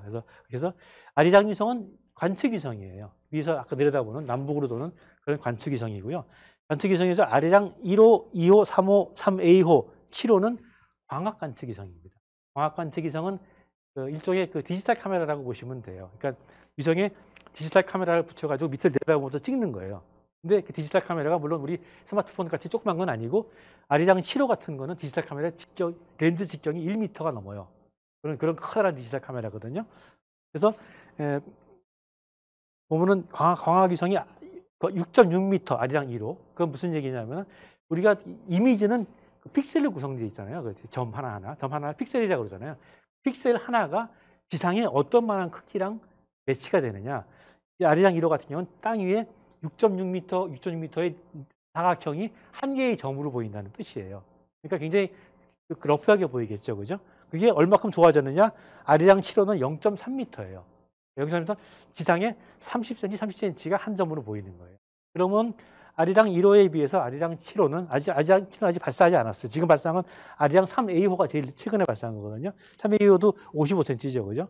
7호 같은 경우는 한 22배 정도의 차이가 나는 거잖아요. 근데 22배 차이가 우리가 해상도 차이는 길이로 안 하고 면적으로 하거든요. 그러니까 22배 하려면 실제 해상도 차이는 한 400 몇십 배 정도 되는 거예요. 이렇게 되고. 그다음에 아리랑 5호하고 아리랑 6호는 쌀라고 되어 있죠. 레이더 위성이에요. 이건 이 디지털 카메라가 아니라 레이더로 쏴가지고 반사되는 걸 받아가지고 땅 위의 모양을 보는 거예요. 이 광학 위성은 굉장히 영상도 깨끗하고 좋은데 뭐가 문제냐 하면은 비가 오거나 구름이 끼거나 밤에는 역할을 못 하는 거예요. 밤에는 물론 찍을 수야 있죠. 찍을 수 있지만 밤에 그냥 우리 가끔가다 볼 때 밤에 도시가 환하고 이런 거 보이는 사진 가끔 보이잖아요. 그건 밤에 찍은 건데 그럴 때는 이제 별로 쓸모가 없기 때문에 역할을 못 하는데 레이더 위성은 밤이 됐든 낮이 됐든 구름이 꼈거나 말거나 그냥 그대로 레이더는 갔다 오기 때문에 찍을 수가 있어요. 그래서 전천후로 찍을 수 있는 장점이 있는 거예요. 그래서 이 두 가지 위성을 같이 활용을 하면은 영상 질은 광학이 좋고 또 이 레이더로 늘 찍을 수 있고 이렇게 잘 비교해 가지고 잘 활용할 수가 있는 거예요. 그래서 우리나라는 지금 현재 아리랑 5호 레이더 위성이 있고 현재 6호를 개발 중이에요. 그리고 좀 더 작은 위성으로 차세대 중형 위성이라는 걸 개발 중이에요. 차세대 중형 위성, 이 아리랑 시리즈는 한 1.몇 톤 정도 되는데 한 500kg 정도 좀 작고 좀 싸고 그다음에 표준형을 만들어 가지고 좀 다양하게 쉽게 그 탑재체를 바꿀 수 있는 그런 위성을 만든 게 차세대 중형 위성이에요. 정지궤도 위성은 이제 우리나라가 예전에는 우리나라 구름 사진 같은 거는 다 세계가 다 공유를 해요. 그래가지고 우리가 위성이 기상위성이 없더라도 일본 기상위성에서 찍은 걸 받아가지고 우리가 일기예보할 때 써먹고 그렇게 했었는데 이 다른 나라의 기상위성 이미지를 받으려면은 이 기상위성 같은 경우는 자기가 찍고 싶은 시간 같은 걸 자기가 그 주인이 조절할 수가 있거든요. 근데 이게 바쁠 때 태풍이 올라올 때 이럴 때는 좀 야근을 하거나 무리하더라도 좀 더 자주 찍고 열심히 분석하고 한단 말이에요. 근데 별로 일이 없을 때는 좀 영상도 가끔 찍고 뭐 이렇게 할 수밖에 없잖아요. 그래서 이거 우리가 일본 위성을 할 때는 일본에 태풍이 올 때는 열심히 찍고 해가지고 그쪽을 하지만 우리 태풍이 일본 안 지나고 우리나라로 중국 쪽으로 해서 오거나 그러면은 별로 관심이 없으니까 이런 거 잡기 어렵잖아요. 그래서 우리가 우리의 기상위성이 있어야겠다. 그래서 이제 천리안위성이라는 기상위성을 우리가 개발을 했어요. 그래서 여기는 기상은 1km. 아까 말한 그 픽셀 해당도가 1km라는 거예요. 기상위성은 아까 말했지 굉장히 넓은 면적을 찍기 때문에 너무 자세하게 하면 그 사진을 구할 수가 없어요. 그리고 여기 또 해양 센서도 붙여져 있어요. 해양 센서는 바다 색깔을 보는 거예요. 바다 색깔을 봐가지고 여기 녹조가 꼈네, 뭐 저기 무슨 문제가 있네 이런 거, 오염이 됐네 이런 걸 알 수가 있는 거예요. 그걸 천리안 1호 위성을 2010년에 발사를 했고 그게 이제 시간이 오래돼가지고 원래 뭐 수명을 다 하고 이미 지나가지고 기상은 은퇴를 시키고 작년에 이 천리안 2A호 이 후속 위성을 갖다 발사했어요. 이제 천리안 1호는 한 개의 위성이었는데 후속 위성은 2개를 구성을 했어요. 해가지고 천리안 A호는 기상을 주로 하는 기상 전용 위성. 그다음에 B호는 해양과 환경을 갖다 할 수 있는 그런 위성으로 해가지고 2개를 해서 2018년에 이제 기상위성 올려서 지금은 요즘 일기예보에 쓰는 거는 천리안 2A호 위성을 가지고 쓰는 겁니다. 그래서 광학위성 영상의 해당도를 제가 말씀드린 비교하면 2호 컴셋 2호에서 찍은 영상과 같은 자리를 찍은 거, 3호 찍은 거고 3회 2호 찍은 거고 눈에 보기도 점점 선명해 보이죠. 그만큼 이제 볼 수 있는 질이 좋아지는 거예요. 그래서 뭐 옛날 처음에는 차가 있는지 없는지도 모르다가 이제 차가 있는 거 알았다가 또 차가 트럭인지 무슨 승용차인지도 알 수 있기 정도로 이렇게 약간 지나가면서 살짝 옆으로 틀어가지고 찍으면은 입체 이미지도 구할 수가 있어요. 그래서 이렇게 잠시 롯데월드 이걸 3A호 가지고 찍은 거예요. 그리고 아까 제가 레이더 위성 봤는데 첫 번째가 광학으로 찍은 거고 같은 콜로세움을 레이더로 찍은 거예요. 레이더 지금 저런 모양으로 나오게 돼 있어요. 그래서 저거 2개를 같이 쓰면 아무래도 좀 유용하겠죠. 또 퀴즈가 나왔네요. 우리나라 우주발사장인 나로우드센터는 어디에 있을까?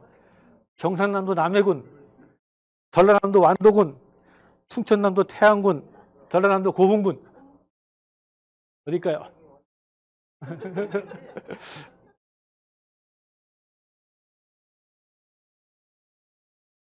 충청도에 있나?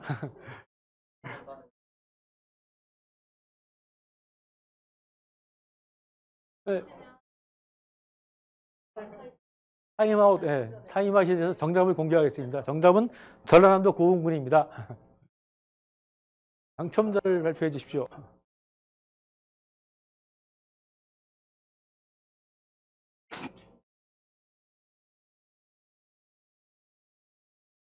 여기서는 아직 커피 받으신 분 없으세요?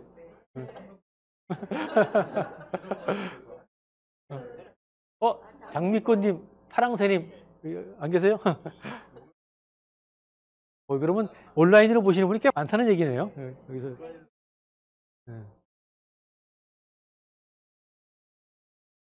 이게 이제 지금부터 정지궤도 위성이거든요. 천리안 위성 같은 경우 이와 같이 이제 구름 사진도 볼 수 있고, 뭐 그 구름이 움직이는 것도 볼 수 있고, 그다음에 황사도 볼 수 있고요. 그다음에 뭐 강우량, 그다음에 그 바다의 뭐 연녹소 같은 것도 볼 수 있고 이런 것들을 할 수가 있습니다.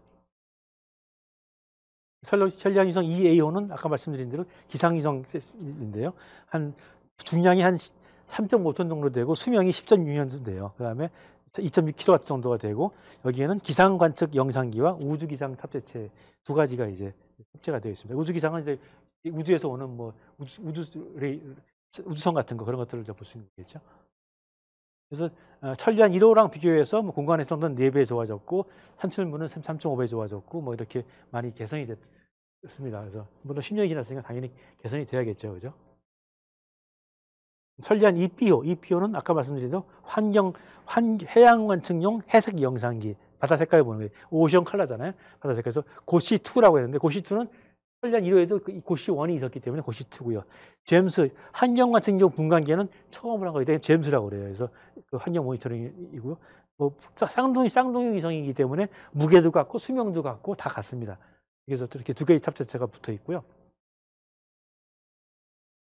뭐 환경 탑재체 같은 경우에는 뭐 환경 보건 피해라든가 기상 변화, 뭐 장거리 이동 오염 물질 같은 거. 그러니까 우리가 맨날 그 오염이 한국에서 나오는 거냐, 중국에서 오는 거냐 가지고 하잖아요. 그런데 뭐 증거가 있어야지 뭐 들이댈 거 아니에요. 그래서 저런 거 가지고 이제 해가지고 딱 자료를 하면은 중국한테 이거 봐라, 니네 때문에 우리나라가 이렇게 피해 오고 있다 말할 수가 있는 거죠.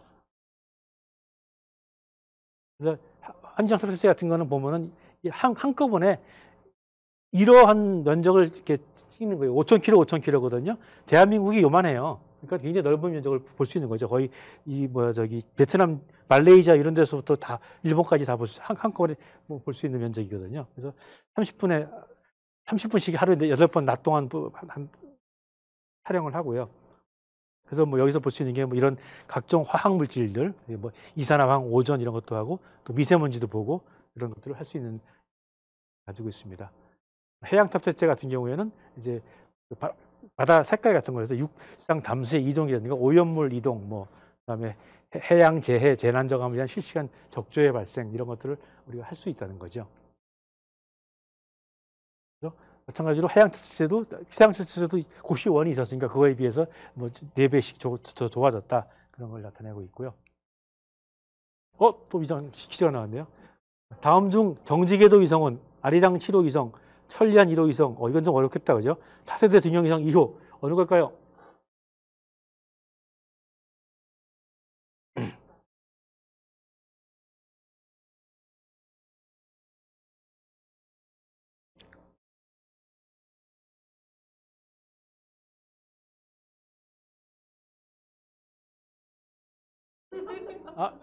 시간이 지났습니다. 답을 공개합니다. 답은 천리안 1호 위성입니다.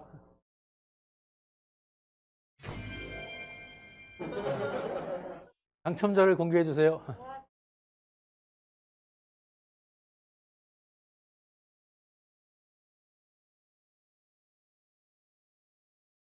학창님, 준영이 왔네. 축하해.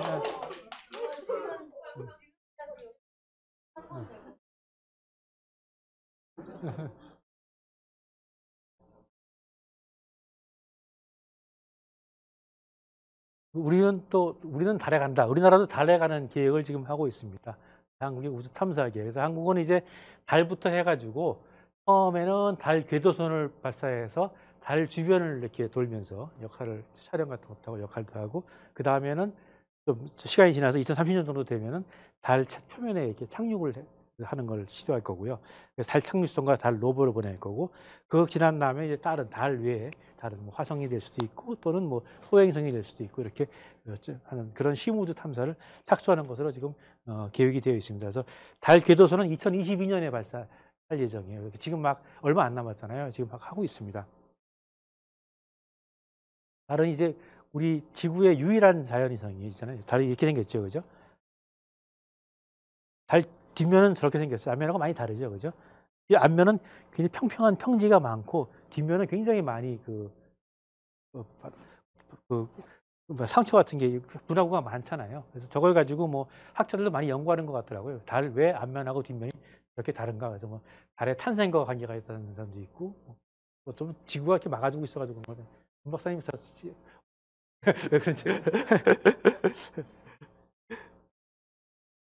달을 가지고 옛날 사람 우리는 뭐 개수나무가 있고 뭐 토끼 한 마리 뭐 이렇게 또 떡방같이 있는다는 얘기라고 있는데 외국도 토끼가 많은 것 같아요. 토끼도 있고 개도 있고 그런 것 같습니다. 그래서 그런 것들을 사람들의 상상력을 많이 불러일으키는 거고요. 이 상상력 덕분에 또 달에까지 갔다 왔을 수도 있겠죠, 그죠?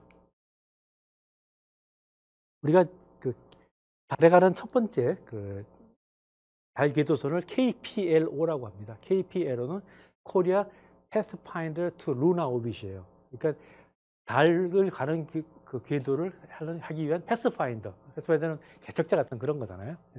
그게 이제 이름이고요.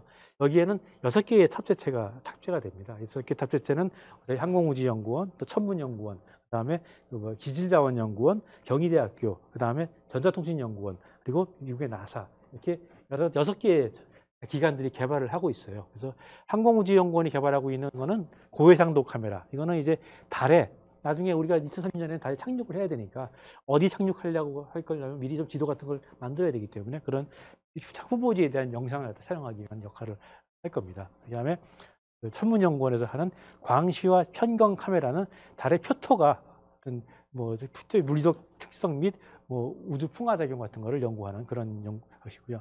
감마선 분광기는 달의 그 표면에 있는 주요 원소의 분포 같은 거를 촬영하기 위한 그런 것이고, 자기장 측정기는 달의 3차원 자기장을 측정하는 그런. 그래서 대부분 다 이제 우리가 2030년에 달에 갈 때를 대비해간 준비하는 그런 미션이 많아요. 그리고 DTN이라는 거는 지구하고 달 사이에 이제 딜레이드 거리가 머니까 아무래도 통신이 딜레이 될 거 아니에요. 그러니까 그런 것들을 다 감당할 수 있는 그런 통신 기술을 갖다 연구하는 그런 형태가 되겠고요. 맨 밑에 있는 나사의 섀도우 캠이라고 하는 거는 달의 음영 지역, 어두운 지역 갖다 촬영할 수 있는 아주 굉장히 어두운 걸 촬영할 수 있는 그런 종류의 카메라예요. 그래서 달 극지방의 영구 음영층에 대한 자세한 영상을 획득하는 건데, 이걸 왜 획득하냐? 미국이 지금 달에 가려는 계획을 세우고 있는데, 미국의 달의 기지를 갖다가 어디다 세우고 싶어 하냐면 남극에 세우고 싶어요. 달의 남극에. 왜냐하면 남극의 밑에 물이 있다고, 얼음이 있다고 생각하는 거예요. 그래서 달에 가서 그 남극에 있는 얼음을 채우면은 그 얼음을 가지고 녹여서 사람이 먹을 수 있는 물도 만들 수 있고, 또 그 얼음을 갖다가 태양광 같은 데서 가지고 분해를 시키면은 산소하고 수소를 얻잖아요. 그럼 그건 또 로켓 연료로 쓸 수가 있는 거거든요. 그런 것들을 하기 위해 가지고 거기다가 만약에 그 자리에다가 만약에 물이 많이 있다면 그 자리에 기지를 만들면은 정말 달을 우리가 어떤 우주로 나가기 위한 전초 기지로도 삼을 수 있고 사람이 생존 가능한 곳을 만들 수 있기 때문에 거기를 하고 싶은데, 그러려면 거기 착륙 위치를 정확히 잡아야 될 거 아니에요. 근데 우리나라의 이 섀도우 캠을, 우리 KPL에 쓰는 섀도우 캠을 이미지 가지고 정하겠다는 거예요. 그래서 미국 나사는 지금 우리나라의 KPLO에 엄청나게 관심이 많아요. 그래서 이걸 거기 기대가 많고 그래가지고 우리나라 KPLO가 굉장히 좀 작년에 보도도 보셨겠지만은 좀 굉장히 힘들었는데, 힘들 때 나사도 안전부전 못하고 해가지고 서로 같이 어떻게든 좀 도와주겠다고 그러고 이렇게 하는 그런 입장이 됐었어요. 우리 달에 가는 여정은 여러 가지가 있을 수 있어요. 그러니까 맨 처음에 아폴로 같은 경우, 아폴로 우주인이 이제 1969년부터 72년까지 달에 갔잖아요. 그때는 올라가서 빵 세게 쏴가지고 달까지 한꺼번에 가는 거예요. 한꺼번에 가가지고 달에 가가지고 너무 빨라서 그냥 두면 다시 달에 못 내리고 돌아오니까 여기다 다시 속도를 줄이기 위해서 또 빵 쏴야 돼요. 그래서 여기서 한번 세게 쏴주고 달에 가서 속도를 팍 줄이고 그래가 달 내려서 일 보고 이제 오는 거거든요.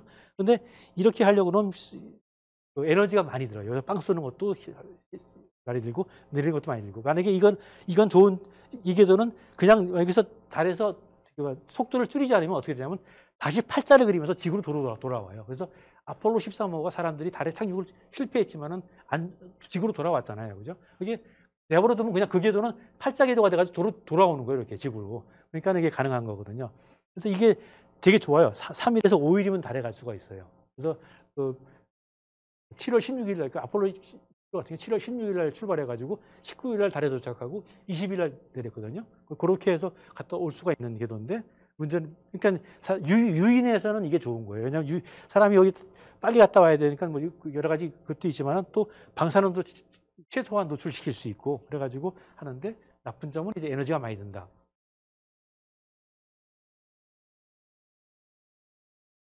저희는 이제 그거보다 조금 더 에너지가 덜 드는 궤도가 있어요. 그건 이제 한 번에 빵 쏘지 않고 이렇게 여러 번에 걸쳐가지고 궤도를 높여가지고 가는 거예요. 그래서 그 달에 가는 방법 비슷한데 거기 들어가는 게 이제 여러 번에 맞춰서 그게 이 루프 트랜스퍼라고 하는 거예요. 근데 일본의 스텔라엔진이라는 무인 우주선이 이걸 많이 사용을 해요. 그래서 그러면 이제 에너지를 좀 적당히 들고 하는데 우리 저걸 하려고 그랬어요. KPLO가 저걸 하려고 했는데 이 달 착륙선이 달 궤도선이 애당초 만들려고 했던 목표가 550km예요. 무게가 550km인데 그 550km는 왜 나온 거냐 하면 나중에 한국형 발사체에다가 해가지고 그걸 달에 보낼 때 써먹으려고 그러면 그때 계산해 보니까 한 550km 정도를 보낼 수 있게 계산이 나온 거예요. 그러니까 달궤도선 만드는 데다가 550km 넘으면 안 돼. 이걸 만들어야 돼. 이렇게 했는데 달궤도선을 막 처음 설계하고 막 하는 사람이 하다 보니 이게 안 만들어지는 거예요. 잘. 자꾸 그것보다 더 무거워야 되는 거예요. 근데 무거워야 되니까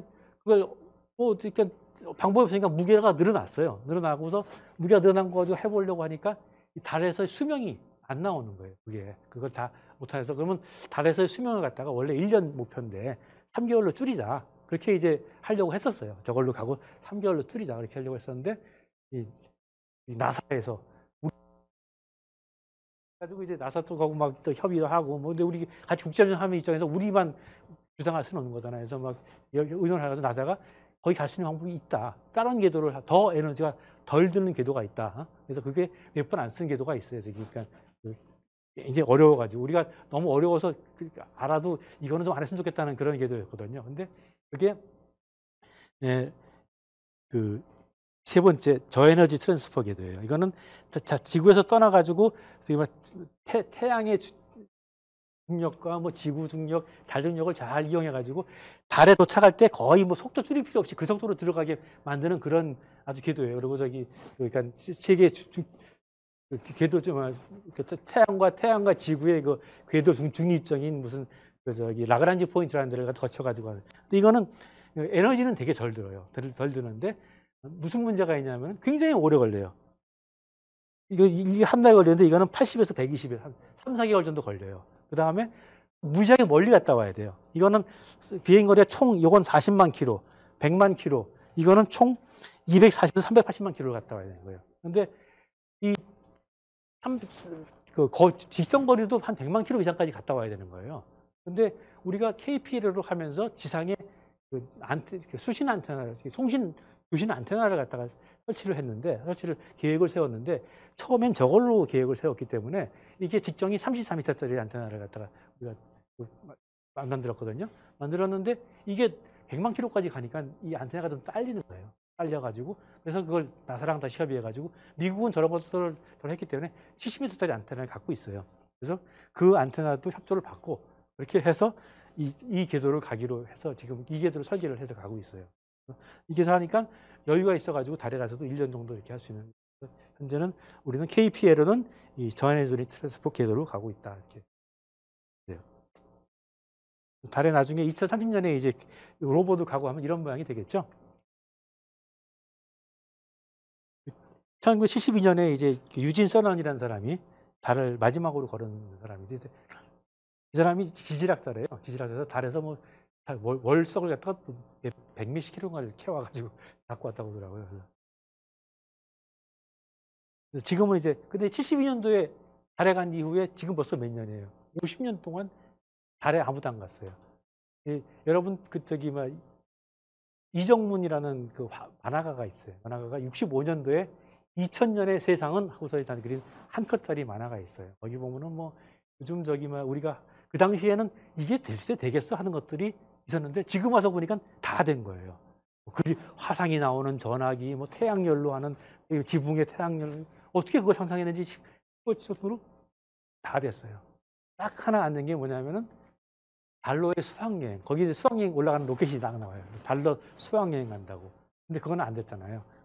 그때는 그 양반이 그 65년도면은 막 아폴로 계획이 막 진행되고 69년도에 달에 갔으니까 막 69년 달에 처음 가보는 69년에 처음 갔으니까 뭐 70년 정도에는 또 뭐 더 많이 갈 거고 뭐 한 80년, 90년 되면은 이제 수학여행 가겠구나 이렇게 생각을 하셨겠죠. 하지만은 50년 동안 달에는 근처도 안 간 거예요, 우리는. 그러다가 이제 다시 달에 가는 사람을 보낼 계획들을 세우는 거예요. 근데 지금 왜 그 계획을 세우느냐? 때문이냐? 달에 갔다가 그때까지는 달 세금만 쓰고 뭐 별 쓸모가 없다 이렇게 판단을 했겠죠. 그래서 이제 관심이 없었는데 해보니까 달이 의외로 그 쓸모가 있겠다. 어떤 쓸모가 있겠냐면 더 먼 곳을 가려니까 중간 기지가 하나 필요할 것 같은데 달이 그 기지로 좋을 것 같다. 그다음에 뭐 또 달에 헬륨3라는 게 있는데 헬륨3가 에너지로 굉장히 그 고효율적인 그런 데서 그러면 지구를 갖고 올 수만 있으면 진짜 지구의 뭐 발전 같은 걸 다 해결할 수 있다 이런 것도 있고 가지고 그래서 달에 기지를 만들 계획을 미국 이건 2020년에 달 기지 건설 계획을 갖고 있고 달 궤도에다가는 이 딥 스페이스 게이트웨이라는 우주 정거장 지금은 지구의 우주 정거장이잖아요. 달에다가 그걸 만들겠다는 거예요. 그런 걸 하고 있고 러시아는 30년까지 달 기지를 건설하고 그다음에 일본은 우주인 달 착륙, 중국은 뭐 달 무인 이런 것들을 세계 각국이 모두 달에 새롭게 관심을 가져가지고 지금 하려고 하고 있습니다.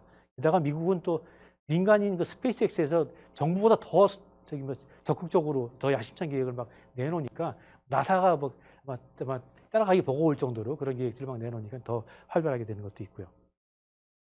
달에 나사 아르테미스 계획은 이렇습니다. 이게 아르테미스 옛날에 아폴로 계획이 있었잖아요. 아폴로 신의 쌍둥이 누이 동생인지 누나인지 모르겠는데 쌍둥이 여신이 아르테미스예요.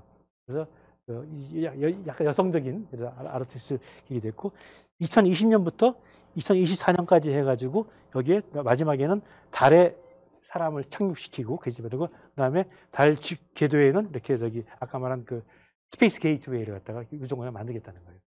여기 이제 그 우리나라 갈 우주인 후보 중에 한국계 조니 킴이라는 조니 킴인가 그 양반이 뽑혔어요. 근데 저 사람 아주 대단한 스펙 소유자거든요. 그러니까 이락선에 참선해가지고 무공 훈장을 2개나 받았어요. 훈장을 2개나 받고 그다음에 나와가지고는 다시 또 하버드 의대 의사가 돼가지고 그다음에 뭐 보스턴 무슨 병원에서인가 의사를 하다가 전쟁만 몇백 번 참가를 했고 하여튼 그런 막강 스펙에 하는데 근데 그래가지고 거의 우주인 된 사람 중에서도 스펙이 제일 좋아요. 그래가지고 사람들이 그랬는데 어젠가 되게 신문 보도에 보니까 그 양반이 인터뷰를 최근에 했는가 봐요. 근데 아주 불우한 어린 시절을 겪었던 얘기를 인터뷰를 통해서 했어요. 그래서 가정 폭력이 굉장히 심했던 집에서 한국에서 어렸을 때 아마 이민을 갔나 봐요. 근데 아버지가 거기서 리코 스토어를 했는데 그래서 굉장히 뭐 그런 폭력 같은 게 있어가지고 아버지가 심지어는 경찰한테 돌아가실 정도로 그렇게 해서 어린 시절에 무지하게 힘이 들어서 그래서 너무 힘이 들어가지고 고등학교 때 성적이 무지하게 좋았음에도 불구하고 대학을 안 가고 군대로 갔대요. 그래서 군대 가서 전쟁에서 이렇게 영웅이 되고 뭐 이렇게 했다고 그러더라고요. 근데 하여튼 굉장히 우리나라 사람 참 훌륭해요, 그죠? 이건 이제 그 아르테미스 계획을 위해 가지고 필요한 것들입니다. 그러니까 이게 로켓인데 아폴로 로켓은 더 큰 로켓이에요, 이게. 이런 큰 로켓을 하기 위한 발사장, 그다음에 사람이 탈 수 있는 캡슐, 그다음에 이거는 스페이스 게이트웨이, 달 우주 정거장, 그다음에 달의 착륙선, 그다음에 새로운 우주복. 옛날 우주복은 너무 돼가지고 얼마 전에 스페이스X 가실 때 보면 굉장히 가벼운 우주복 입고 가는 거 보셨죠? 그와 같은 그런 것들이 이제 필요한 거죠.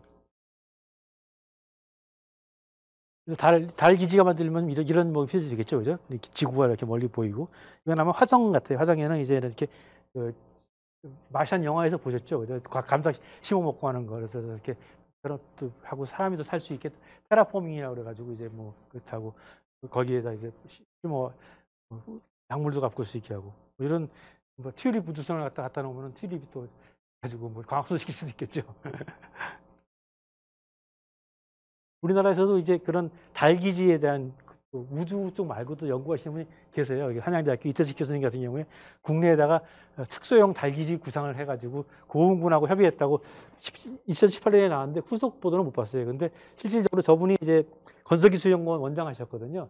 건설기술연구원은 월면토 연구하는 시험장치가 이렇게 있습니다. 그래가지고 이 진공을 갖다가 100만 분의 1기압까지 만들 수 있는 그런 진공을 만들면서 이 안에 있는 흙에다가 냉각하고 자외선 발생 같은 달 환경 비슷하게 만들어 가지고 어떻게 변하느냐. 그래서 이걸 왜 이를 연구를 하냐면 월면토를 가지고 3D 프린팅 해 가지고 집을 지을 수 있느냐.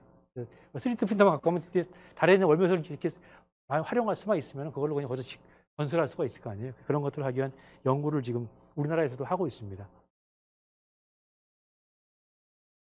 그리고 또 우주는 또 우주 관광이 요즘 이제 새롭게 올라가잖아요. 그래서 우주 관광은 많은 회사들이 이제 뛰어들고 있는데 그 중에 이제 대표적인 게 버진 갤럭틱이라는 회사.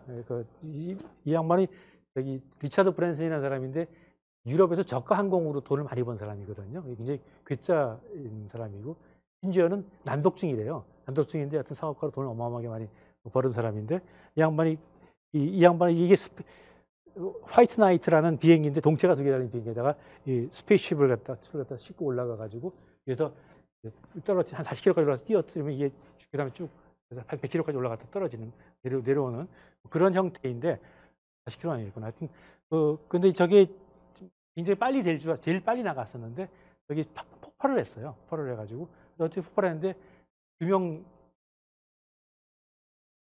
중에서 한 명은 사망하고 한 명은 그래도 괜찮았다고 하더라고요. 네.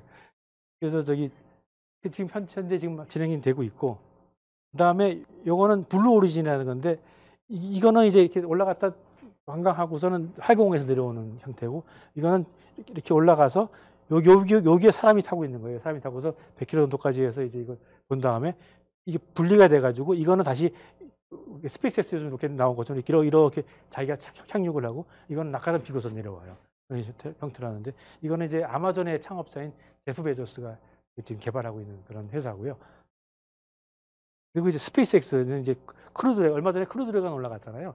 크루 드래곤에다가 사람을 싣고서는 올라가는데 이건 둘 다 한 100km까지 올라갔다고 하는 그런 우주 비행인데 얘는 한 1200km까지 올라가서 한 5일 동안 돌다가 내려온다. 그러니까 약간 이 둘하고는 좀 레벨이 다른 우주 여행이죠. 그래서 근데 실질적으로 뭐 이번에 크루 드래곤으로 해서 두 사람 미국 사람이 올라가서 우주 정거장까지 성공적으로 갔잖아요. 갔으니까 상당히 성공 가능성이 높은 거죠. 그래서 또 얼마 전에 이게 다시 바다로 귀환을 해가지고 뭐 스플래시 다운으로 해서 사람들이 귀환을 했기 때문에 미국이 45년 만에 뭐 스플래시 다운 귀환을 했다고 그러더라고요.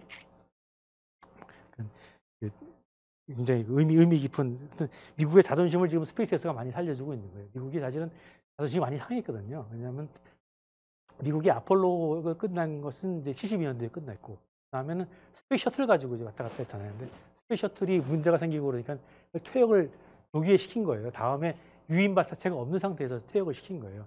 2011년에 퇴역을 시켰거든요. 그러니까 2011년부터는 러시아 로켓을 가지고 올라갈 수밖에 없는 거예요. 러시아 소유주 로켓 가지고 우주정거장에 맨날 올라가는. 그래서 처음에는 러시아에서 한 200 몇십억씩 받았대요. 그러다가 요즘은 한 거의 1000억 가까이 받는 거 보다. 한 명 올라갈 때마다. 그러니까 돈도 아까운 데다가 또 자기네 미국의 그 자존심이 몹시 상했는데 이제 드디어 자기네 나라 민간 로켓이지만 자기네 나라 로켓 가지고 올라가겠다 보니까 너무 기분이 좋은 거죠. 나사가 이제 그 우주정거장에다가 이렇게 그 호텔을 붙일 계획을 세워가지고 엑시엄사라는 회사에다가 우주 호텔을 계약을 맺었다고 합니다. 그래서 이 엑시엄사가 호텔 구상인데 이렇게 하면 이제 저와 같이 우주를 보다가 내려오는 거죠. 하룻밤 자는데 꽤 비싸겠죠, 그죠? 33억 몇억 원인가 뭐 그랬던 것 같더라고요. 그게 이제 호텔이나 이렇게 우주에서 어떻게 사는지 얘기를 해야 될 거 아니에요. 우주 삼시세끼. 여기 우주 식량이에요. 우주 식량인데 우주 식판은 이렇게 자석이 붙어 있어가지고 자석에다가 가위하고 나이프하고 포크를 붙여가지고 이제 있고, 그다음에 이 다른 것들은 찍찍이, 베이커로 찍찍이가 이게 붙어 있어 여기다 이제 붙여 있고, 여기 또 이렇게 스프링으로 된 그 고정 장치가 있어. 여기다 이렇게 놓고 먹는 거예요. 우주에서는 먹다가 흘리면 되게 골치 아파요.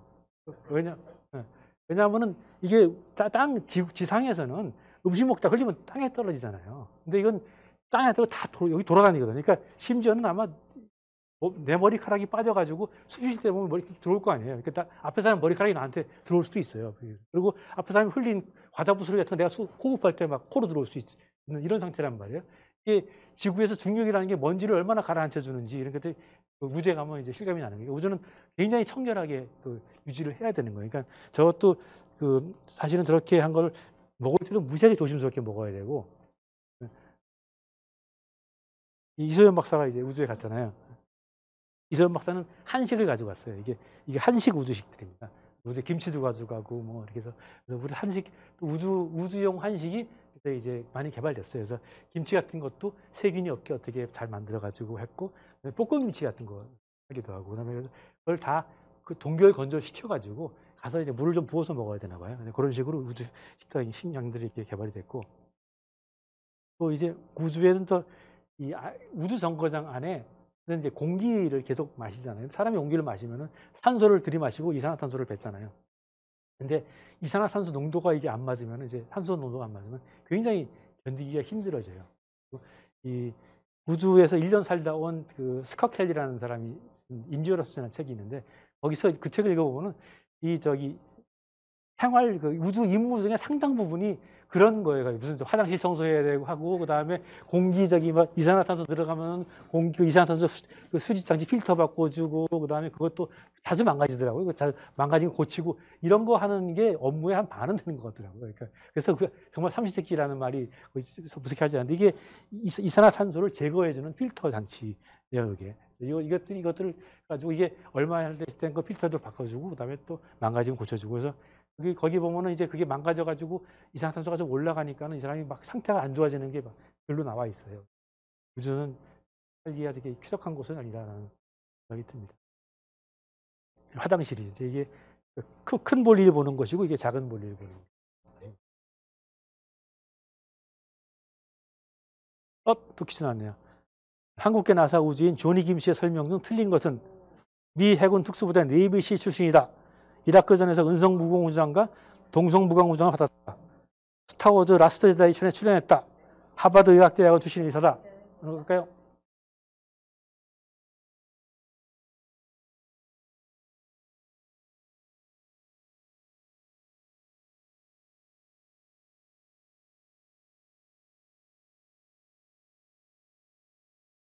타임 오버 됐네요. 답은 스타워즈 라스트 제이엔 출연한 적이 없습니다. 당첨자를 공개해 주세요.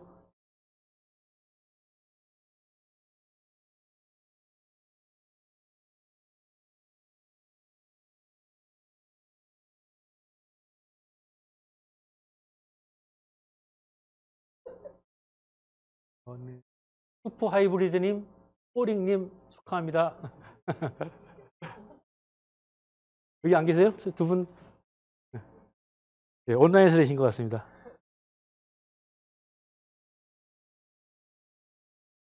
항공우주연구원이 이제 30년이 작년에 됐다 그랬잖아요. 그래서 저희가 또 이제 앞으로 30년은 어떻게 될 것인가를 연구원들이 상상을 해가지고 작년에 2050 미래비전이라는 걸 만들었어요. 거기서 나온 이제 우리나라의 항공우주 미래상 보면 뭐 다양한 로켓들이 발사되고 외국의 발사장에서도 발사가 되는 걸 볼 수 있고요. 그다음에 뭐 이런 그 개인용 항공기들이 막 돌아다니는 것도 볼 수 있죠, 그죠?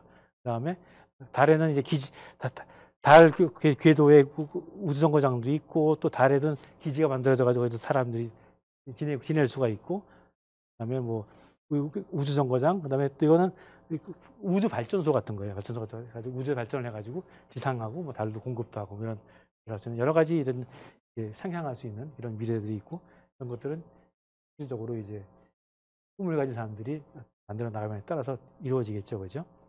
우주 탐사 분야를 보면은 앞으로 2050년까지 보면은 이제 2022년에 달 궤도선 쏜다고 했으니까 나오고 그다음에 30년에 달에 착륙하고 40년에는 이제 화성 오비터 또 화성 랜딩 같은 거를 생각할 수 있겠고 그다음에 화성 기지 50년쯤 되면 화성 기지나 딥스페이스 프로그램 같은 게 되지 않겠나. 그래서 인류의 실질적인 활동 영역을 확장하고 지평을 확대할 수 있겠다. 기대할 수 있겠고요. 우주 수송 분야를 보면은 지금 현재 하고 있는 KSLV-2가 이제 만들어질 것이고 그 후속으로 더 성능이 좋아진 KSLV-2A하고 좀 소형인 KSLV-S 그다음에 뭐 KSLV-2B 더 화물용 대용량 그다음에 KBS-2H랑 이렇게 커지는 쪽으로 갈 것이다라는 기대를 해보고요. 상당히 빈약하죠, 그죠? 그다음에 위성 쪽에는 2025년에는 그 소형 위성이 막 그 같이 플랫폼을 하는 이런 것들이 군지 위성 같은 게 많이 나와서 이게 아까 말한 그런 관측 위성 같은 것도 상당히 시간을 간격을 두고서 관측할 수 있을 텐데 그걸 많은 위성을 띄워가지고 거의 실시간으로 계속해서 관측을 할 수 있는 이런 형태가 나오지 않겠나. 그다음에 2040년 정도 되면은 한번 올라간 위성이 뭐 저기 막 이게 연료가 떨어지나 그러면 이제 수명이 다 하는데 그걸 좀 더 가서 올라가서 수리해가지고 좀 더 수명을 연장시키는 것도 같이 가능하지 않겠냐. 그래서 원 오rbit 서비싱 같은 거. 그다음에 2050년 정도에는 우주 태양광 시범 운영을 해가지고 우주에서 태양광 발전을 우주에 가면 태양광이 훨씬 더 세다고 그래요. 그래서 발전해서 땅으로 내려보내는 방법만 있다 그러면 내려보내가지고 기후 변화에 대응할 수 있다. 그런 생각할 수 있고요. 항공 쪽에는 이와 같이 도심 내 도심 간 이동 효율성하고 지구 우주 간 저비용 접근성 강화를 위한 신개념 이동 수단을 개발할 수 있겠다. 2030년 정도면은 도시형 이런 도시 내에 그 개인 항공기 같은 게 나올 거라고 생각을 하고 2040년에는 이제 한 단으로 우주로 갈 수 있는 SSTO라든가 지구 내 우주 항이 활성화되고 2050년에는 뭔가 저기 우주 비행기까지 나오지 않겠나 이런 상상을 하고 이거에 되도록 노력을 하는 거죠. 근데 사람이 상상한 건 대부분 다 이루어지기 때문에 또 하다 보면 또 될지도 몰라요. 또 기지가 나왔다. 이건 OX 문제네요. 자, 이소연 박사가 우주로 가져간 우주식품에 물김치가 포함되어 있다, 없다. 이거를 있으면 동그라미, 없으면 가위표를 치시면 됩니다.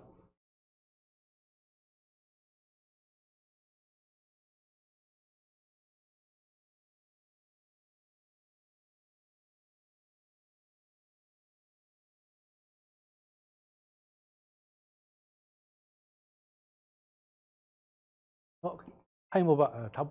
답은 없다입니다. 물김치는 안 가져갔습니다.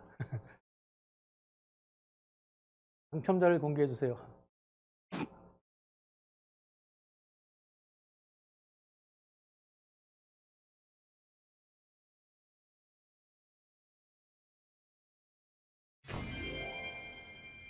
네, 푸른 하늘님, 연주님 계신가요?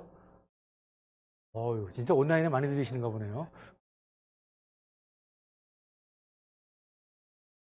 네, 축하드립니다.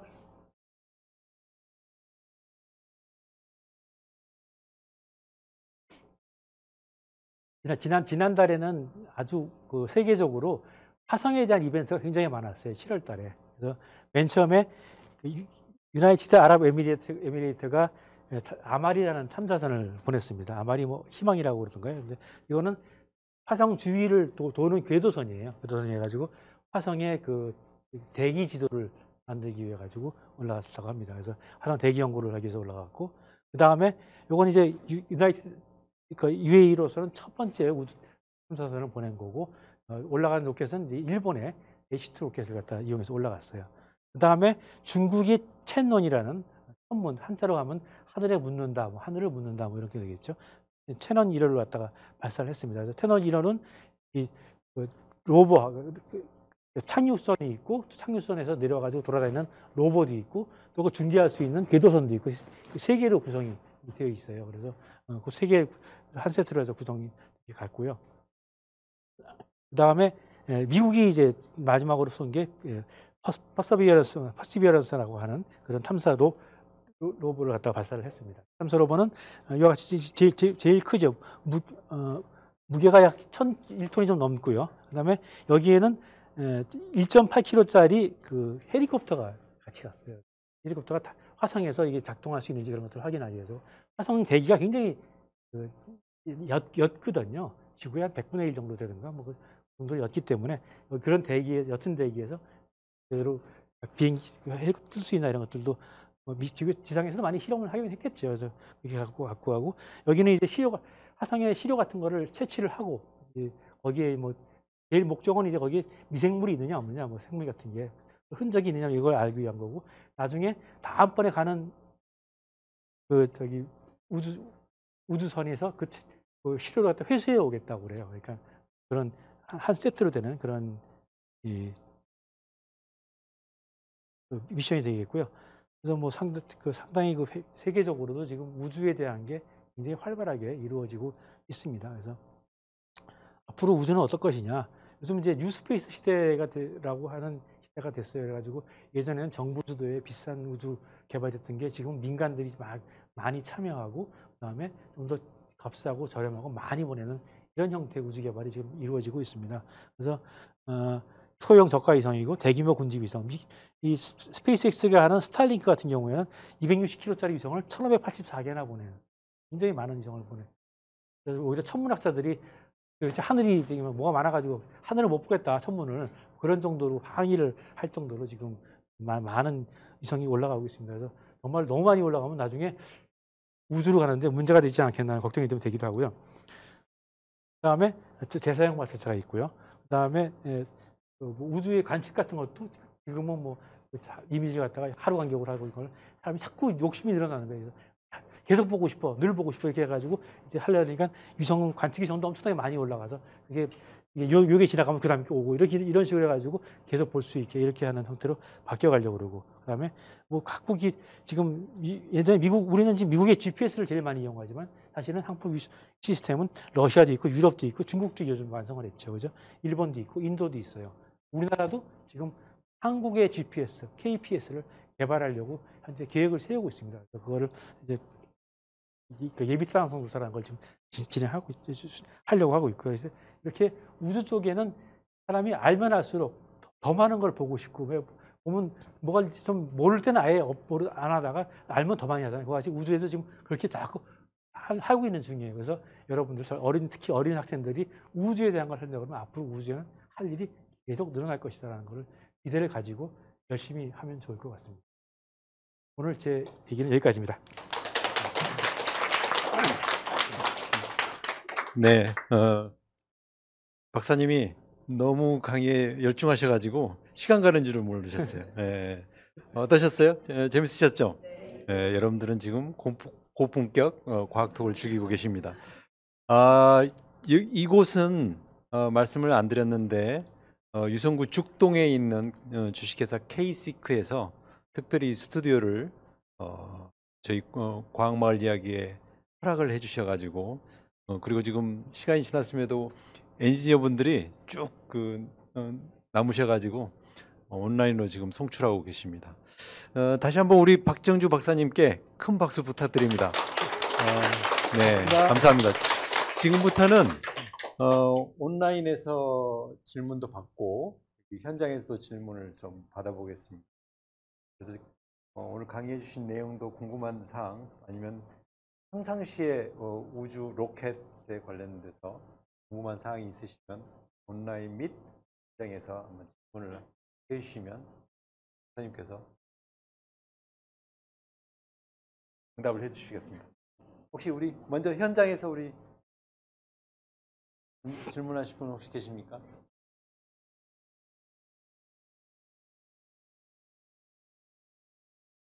없으세요? 혹시 온라인에 질문이 있으시면 질문 올라오고 있습니까? 네네.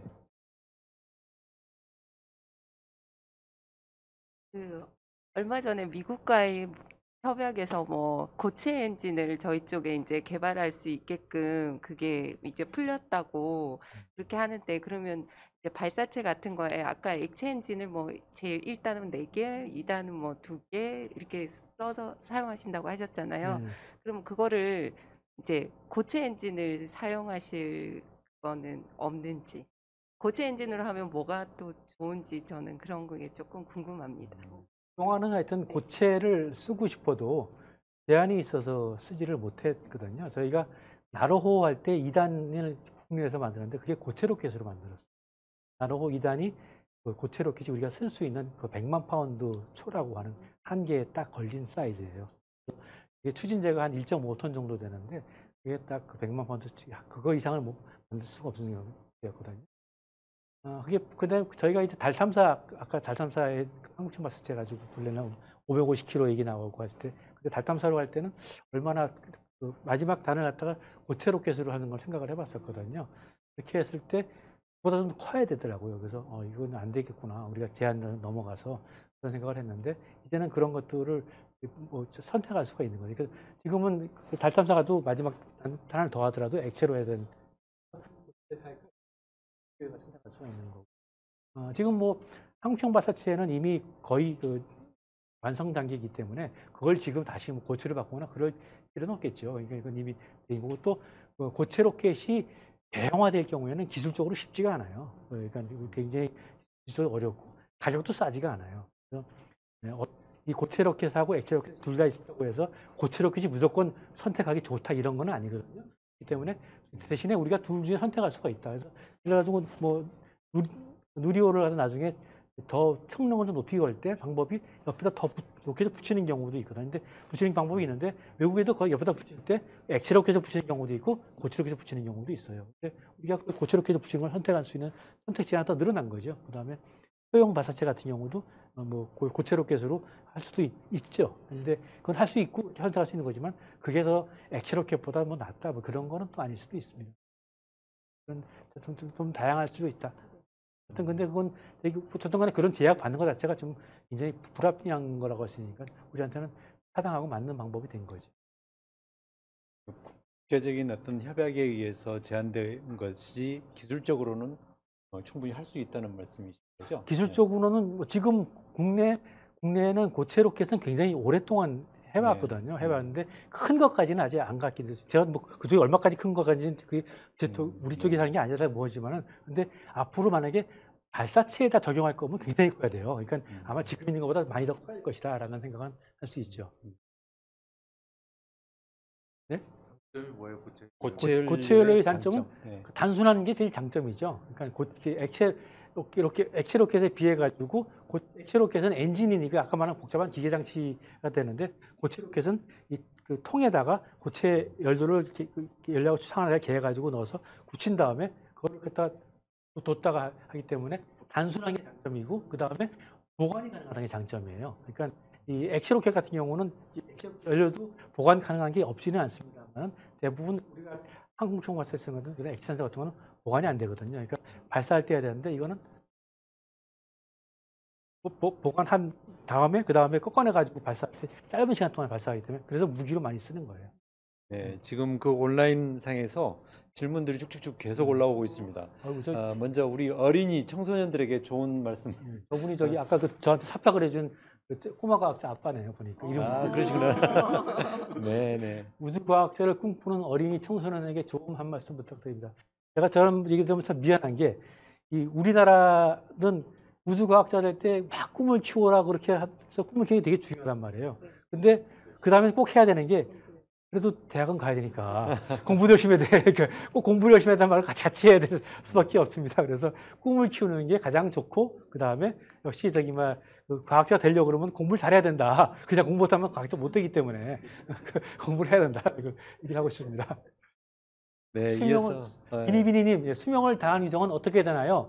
수명을 다한 위성은 저궤도 위성 같은 경우에는 수명을 다하고 속도를 갖다 속도를 줄여주면은 그게 지구로 다 대기권으로 들어오게 됩니다. 그래서 대기권으로 떨어뜨려 들어와서 집어넣어가지고 대기권으로 들어오면 굉장히 빠른 속도인데 대부분 타버려요. 타고 지구에 떨어지는 게 별로 많지가 않습니다. 그래서 태워 없애는 게 없애는 방법인데 근데 사실은 예전에 쓴 것들은 그런 협약이 지금은 그런 걸 조건으로 내걸어요. 빨리 끝나면은 태울 수 있도록 해라라고 이제 해서 그렇게 하는 걸 장치를 하는데 예전에는 그런 게 없었어요. 그러니까 그냥 지금도 여전히 돌아다니고 있어요. 근데 돌아다니고 있는 건 저궤도 같은 경우는 오래 돌다 보면은 조금씩 떨어져 가지고 결국은 들어와요. 들어오고.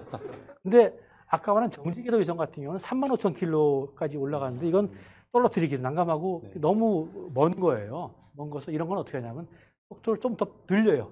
늘려가지고 35,800km가 정지궤도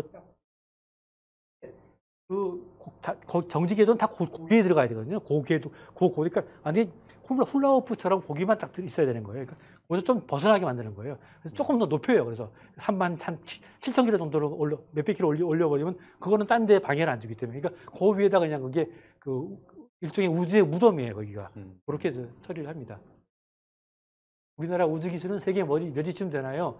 네, 인공위성 같은 경우에는 상당히 이제 세계 수준이라고 했으니까 한 7, 8위 정도 되지 않을까 싶고요. 그냥 대략 통틀어 한 10위 근처 것이다. 이 정도 생각하면 될 것 같습니다. 네. 우주센터에서 일하고 싶어요. 예, 우주센터는 나라 우주센터에서 사람들을 뽑고 있으니까 열심히 하고 예. 네, 우주 쓰레기 문제 심각. 예, 우주 쓰레기 문제 사실 심각합니다. 점점 더 심각해질 것 같아요. 예전에 뭐 1년에 그냥 몇 개씩 쏟은 것도 지금 그게 어떤 경우 부딪혀가지고 막 해가지고 또 그 그래비티라는 영화에 보면 나오는 거 있죠. 무슨 증후군이라고 테슬라 증후군인가 뭐 캐슬라 증후군인가 뭐 가지고 부딪혀가지고 그게 쪼각쪼각 난 다음에 이게 덮어버리는 이런 것도 있었는데 걱정될 정도로 요즘 많은 걸 올리는데 그래도 뭐 우주가 그거 가지고 갑자기 뭐 사고가 나거나 그렇지는 않을 거라 생각을 합니다만 하여튼 그래서 요즘 올리는 것들은 다 이렇게 수명이 끝나면 귀한 지구로 떨어뜨릴 수 있는 장치도 하고 그래서 각국이 많이 노력은 하고 있습니다. 근데 이미 쓰레기가 많기 때문에 거의 여기 항공우주연구원에서 지금 운영하고 있는 현재 운영하기 한 너댓 개 됐잖아요. 인공위성 저궤도 위성이 작년에도 2번인가 희귀동을 그러니까 뭐가 쓰레기가 오는 거예요. 그러니까 부딪힐까봐 그걸 살짝 비키게 살짝 위로 계속하더니 이런 일을 합니다. 실제로 그 우주 쓰레기들, 우주 위성들이 얼마나 많습니까? 심각하다고는 하는데 그게 다 우리가 알고는 있는 거예요. 지금 10cm 이상 것만 미국이 이렇게 여러 가지 많은 그 지상 안테나 가지고 10cm 이상 것만 해가지고 그걸 관리를 하는데 그것도 몇만 개 되는 것 같아요. 이게 한 10만 개 된다는 것 같으면 그렇게 되고 그보다 더 작은 것들은 거기에 지금 등록이 안 돼 있는 거예요. 추가적으로 질문하신 분? 네, 우리 어린 학생.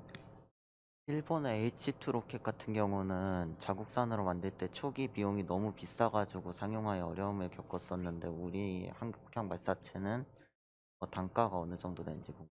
우리나라 로켓도 여전히 비싸요. 일본도 비싸가지고 낮춘 노력 많이 했는데 우리도 이 로켓을 처음 개발하는 입장에서 굉장히 이거 싸게 만들어야지 경제성이 있는 거는 알지만은 기술적으로 여러 가지 없기 때문에 그거를 하려고 그러면 처음에는 돈이 많이 들 수밖에 없거든요. 그래서 우리도 지금은 사실은 현재 한국형 발사체 누리호가 나오더라도 초기에는 경제적으로 다른 나라 발사체랑 경쟁할 수 있을 만큼 낮은 가격으로 나오지는 못해요. 그래서 나오면은 처음에 이제 그런 국가적인 임무 같은 걸 수행을 하면서 경험을 좀 쌓고 또 그래서 후속으로 가격을 낮추고 경제성도 확보하고 성능도 높이기 위한 후속 연구가 또 시작이 될 거예요. 거기서 이어져 가지고 그렇게 하면서 조금씩 경제성을 확보해야죠. 맨 처음에는 그럴 수밖에 없지 않나. 네. 개발 과정에서 네. 굉장히 말로 글로 다 표현할 수도 없을 만큼 많은 일들이 있었을 것 같은데요. 이 자리에서 공개해 줄 수 있는 한두 가지 에피소드 공유해 주시면 감사하겠습니다. 어디요? 글쎄요. 로켓은 저희 인공위성은 한 번도 실패 안 했어요. 저희 연구소에서 발사한 인공위성이 지금까지 잘 올라가서 하고 있는데 이런 말도 사실 우주 하는 사람들은 어떤 터부 같은 게 있어서 잘 안 하는데 혹시 이런 말 했다가 또 말이 그럴까봐. 로켓은 실패를 여러 번 했죠. 그러니까 아까 KSR 1, 2, 3 중에 2가 실패를 했었어요. 그래서 올라갔는데 발사한 지 한 20초 정도 통신 두절이 됐고 그 다음에 나로호는 2번 실패를 한 거 잘 아시잖아요. 2번 실패하고 3번째 이제 성공을 했고 제일 어려운 거는 역시 실패했을 때 그런 거고 로켓은 사실 시스템 일하는 사람 다 그렇겠지만은 각자 다 일을 나눠서 맡아 하잖아요. 맡아 하는데 보다 나 때문에 이게 어떻게 될까봐 그게 굉장히 초조해요. 그러니까 저는 오히려 세계는 총괄을 하는 입장이니까 세계를 하니까 이게 이렇게 다 모아서 같이 얘기하는 입장이니까 이상한데 단품을 개발하는 사람 이게 심해요. 이게 내가 개발하는 이 단품이 개발이 안 되거나 이 단품이 실패를 해가지고 로켓이 망칠까봐 그래가지고 정말 어른 남자들이 개발이 안 된다면 울고 그래요. 그렇게 하고 로켓은 또 이게 한 10년 길게는 한 짧은 5년 정도 개발을 해가지고 짧으면 몇십 초 길면 한 10분 만에 결판이 나는 거예요. 10분 만에 내가 10년 동안 개발한 것이 이게 제대로 되느냐 안 되느냐. 그러니까 이 마지막 발사 순간이 다가오는 마지막 순간의 그 긴장감이라는 건 말할 수 없이 높아져요. 가지고 저는 지금 천주교를 좀 엉터리 신자이는 천주교 신자잖아요. 그래서 이 SR3 발사하러 갔을 때 제가 그때 무슨 역할을 했었냐면은 로켓가 잘못 가면 폭발을 시켜야 돼요. 엉뚱한 데 못 가게. 네. 그러면 누군가가 단추를 눌러야 될 거 아니에요. 제가 그 단추를 누르는 사람이었어요. 네? 그리고 제 옆에 이제 그 후배들 둘이서 그 궤도를 갖다 계속 보고서 이게 간다 안 간다 그러면 이제 그 친구들이 막 그 궤도 보다가 어떻게 하냐면은 로켓이 올라가면은 지금 이렇게 여기서 또 폭파하면 이게 이렇게 떨어질 거 아니에요. 여기 떨어진 게 아니거든요. 로켓은 여기 있지만은 얘가 떨어질지 여기. 그러니까 로켓이 이렇게 가면은 이렇게 떨어진다면 이 궤적은 이렇게 가요. 이렇게 밑에 지하 궤적, 땅의 궤적은. 근데 이 궤적이 옆에 무슨 사람이 사는 데에 이렇게 침범한다. 그러면 여기서 눌러야 되는 거예요. 아직 여기서 멀었지만 여기서 눌러야 되는 거거든요. 그게 이제 제가 누르는 역할을 하는데 이게 너무 부담이 돼가지고 그냥은 못 하겠는 거예요. 그래서 여기 묵주를 제가 열심히 믿는 신자 다니면서 그 묵주를 하나 가지고 출근할 때 걸어다니면서 맨날 그 묵주 기도를 드렸어요. 그래가지고 저 기도발을 좀 넣은 다음에 그걸 내가 그날은 꼭 그 묵주를 목에 걸고서 하겠다 생각을 했었어요. 그래가지고 그 묵주를 저기 가지고 갔어요. 가가지고 로켓 발사를 준비를 하는데 이게 그걸 아예 그 생각을 안 했으면 그렇게 의식이 안 했을 텐데 발사하기 전날 묵주를 잃어버린 거예요. 아무리 찾아도 없는 거 묵주가. 그래가지고 이거 진짜 무슨 이거 나 때문에 실패할 것 같은 거야. 그래서 어떻게 하다가 그때는 이거 태안에서 했거든요. 다른 기관에 이제 그 시험장에서 하느라고. 태안에 있는 성당에 갔었어요. 그래가지고 묵주를 좀 구하려고. 근데 아무도 없는 거예요. 그리고 동네 그 성당 근처에 가면 가게에서 8년이 싶어서 가게에서 물어봐도 안 파는 거예요. 왜냐면 내일 발사하기 때문에 지금 무지 바쁘거든요. 그래서 잠깐 나갔던 거에 대해서 다시 복귀해가지고 하다가 어떻게 할까 고민하다가 우리 저기 다음날 발사만 보러 오는 직원이 있어요. 그러니까 참여하는 아직 입사한 지 얼마 안 돼가지고 그 깊이 여기 오퍼레이터는 아니고 발사할 때 오는 직원이 있어가지고 그 중에 생각나는 직원이 있더라고요. 천주교 신자가. 그래서 전화를 걸어가지고 묵주 있냐 했더니 있다 그래서 갖고 와라 내려올 때. 그래가지고 그날 받아가지고 그걸 걸고서 그 저기 해서 마음을 진정시켜가지고 했어요. 근데 그 당연히 성공했어요. 그게 기억이 안 나요. 아무튼 그 스트레스가 아마도 그래서 스트레스가 막 큰 만큼 이게 쫙 올라가가지고 성공했을 때는 그렇죠. 또 굉장히 기분 좋아요. 이게 막 완전히 가요. 그래서 위성하는 사람하고 로켓 하는 사람하고 차이는 뭐냐면은 로켓은 정말 샷 앤 포겟이에요. 그러니까 올라가서 갔다 그러면 한 10분 만에 그냥 끝나고 다 수복으로 가면 되거든요. 근데 위성은 그때부터 시작이에요. 이제 그때부터 이제 이게 제대로 교신이 되는지, 그다음에 그러고 이제 한 달 몇 달 동안 이게 초기 운영이 제대로 되는지 이거 계속 해야 되고 또 몇 10년 동안 10년, 20년, 10년 동안 계속 해야 되고 그래서 그런 차이는 좀 있습니다. 대충 폭발시키는 장치가 돼 있어요? 네, 있어요. 그래서 저기 실제 그런 일도 경우가 있습니까? 폭발시키는 경우? 그런 일도 많이 있죠. 있고 우리나라에서는 아직 한 적은 없는데 그 나로 두 번째 거에서 그 논란이 좀 있었어요. 나로의 두 번째 거에 그 1단이 연수하는 기간에 그 터졌는데 아직 2단은 작동도 안 했답니다. 1단은 러시아 거고 2단은 한국 거예요. 근데 터진 폭파가 그 1단과 2단의 사이에서 땄어요. 그래가지고 한국은 아직 2단을 시작 안 했으니까 1단이 니네가 문제다라고 얘기를 했고 러시아는 2단에 붙은 그 폭발 장치가 터졌을 거다라고 얘기를 해가지고 막 그거 가지고 논란을 막 해서 결론은 제대로 못 냈어요. 그 나로 그 발사할 때 네. 대충 몇 명의 과학자들이 모여서 이렇게 힘이 돼서 쏘아 올립니다. 글쎄요, 뭐 저희가 지금 한 250명 정도 되고 로켓 담당하는 네. 부서의 연구원들이 200명 정도 됐을 때 발사할 때 오퍼레이션에 진짜 들어가는 사람들은 뭐 그거의 한 3분의 1 정도 정도 되겠죠. 또 궁금한 사항 있으시면 네.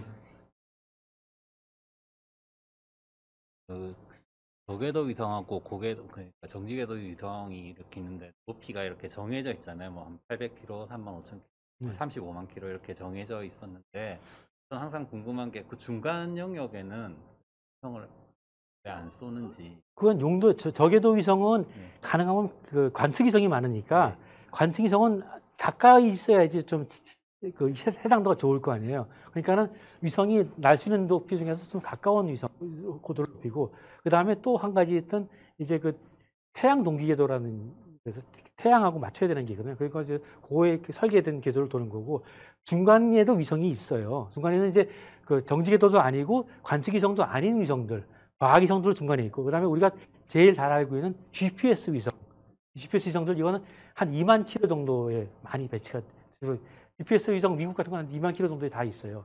우리나라가 하려고 하는 KPS 위성, KPS 위성은 어떻게 되냐면 GPS는 전 세계를 커버를 해야 되거든요. 그래서 24개 위성이 막 전 세계를 다 돌아다니는데, KPS는 우리는 전 세계에 관심이 있는 게 아니고 한국만 관심이 있단 말이에요. 그래서 한국에서만 3개 이상, 4개 정도의 위성이 잡힐 수 있는 그런 궤도를 설계를 해요. 그래서 어떻게 하냐면 정지 궤도에다가 3개를 집어넣어요. 3개를 집어넣고 준천정 궤도라고 해가지고, 이게 그 정지 궤도는 아닌데 그 24시간 한 주기인 궤도, 그런데 타원 궤도인 궤도, 그런 궤도를 만들어요. 그래서 그건 어떻게 만드냐면, 그러니까 우리나라 위로 이렇게 해가지고 저쪽에 뒤에 가면 아르헨티나 쪽일 갈 거 아니에요. 아르헨티나 쪽 갈 때는 낮은 궤도로 했다가 우리나라 쪽 올 때는 높은 궤도로 이렇게 가면, 그러면 한 우리나라 쪽 올 때 한 4만 킬로 정도 하고, 거기는 뭐 3만 킬로 정도 가면은, 그러면 어떻게 되냐면 위성이 궤도가 그런 타원 궤도면 가까울 때는 빨라요. 멀 때는 느리거든요. 그러니까 느리기 때문에 여기를 먼 거리를 느리게 가니까 그만큼 한국에서 보이는 시간이 길어지는 거잖아요. 그러니까 그렇게 해서 정지궤도 3개에다가 그 준천정 궤도에다가 한 8개 정도 넣으면은, 5개 넣으면은 그걸로 다 그 나라에서 쓸 수 있는 그 항법 위성 역할을 할 수가 있는 거예요. 그렇게 해서 그런 궤도를 다양하게 써요. 네, 또 궁금한 사항이 있으신가요?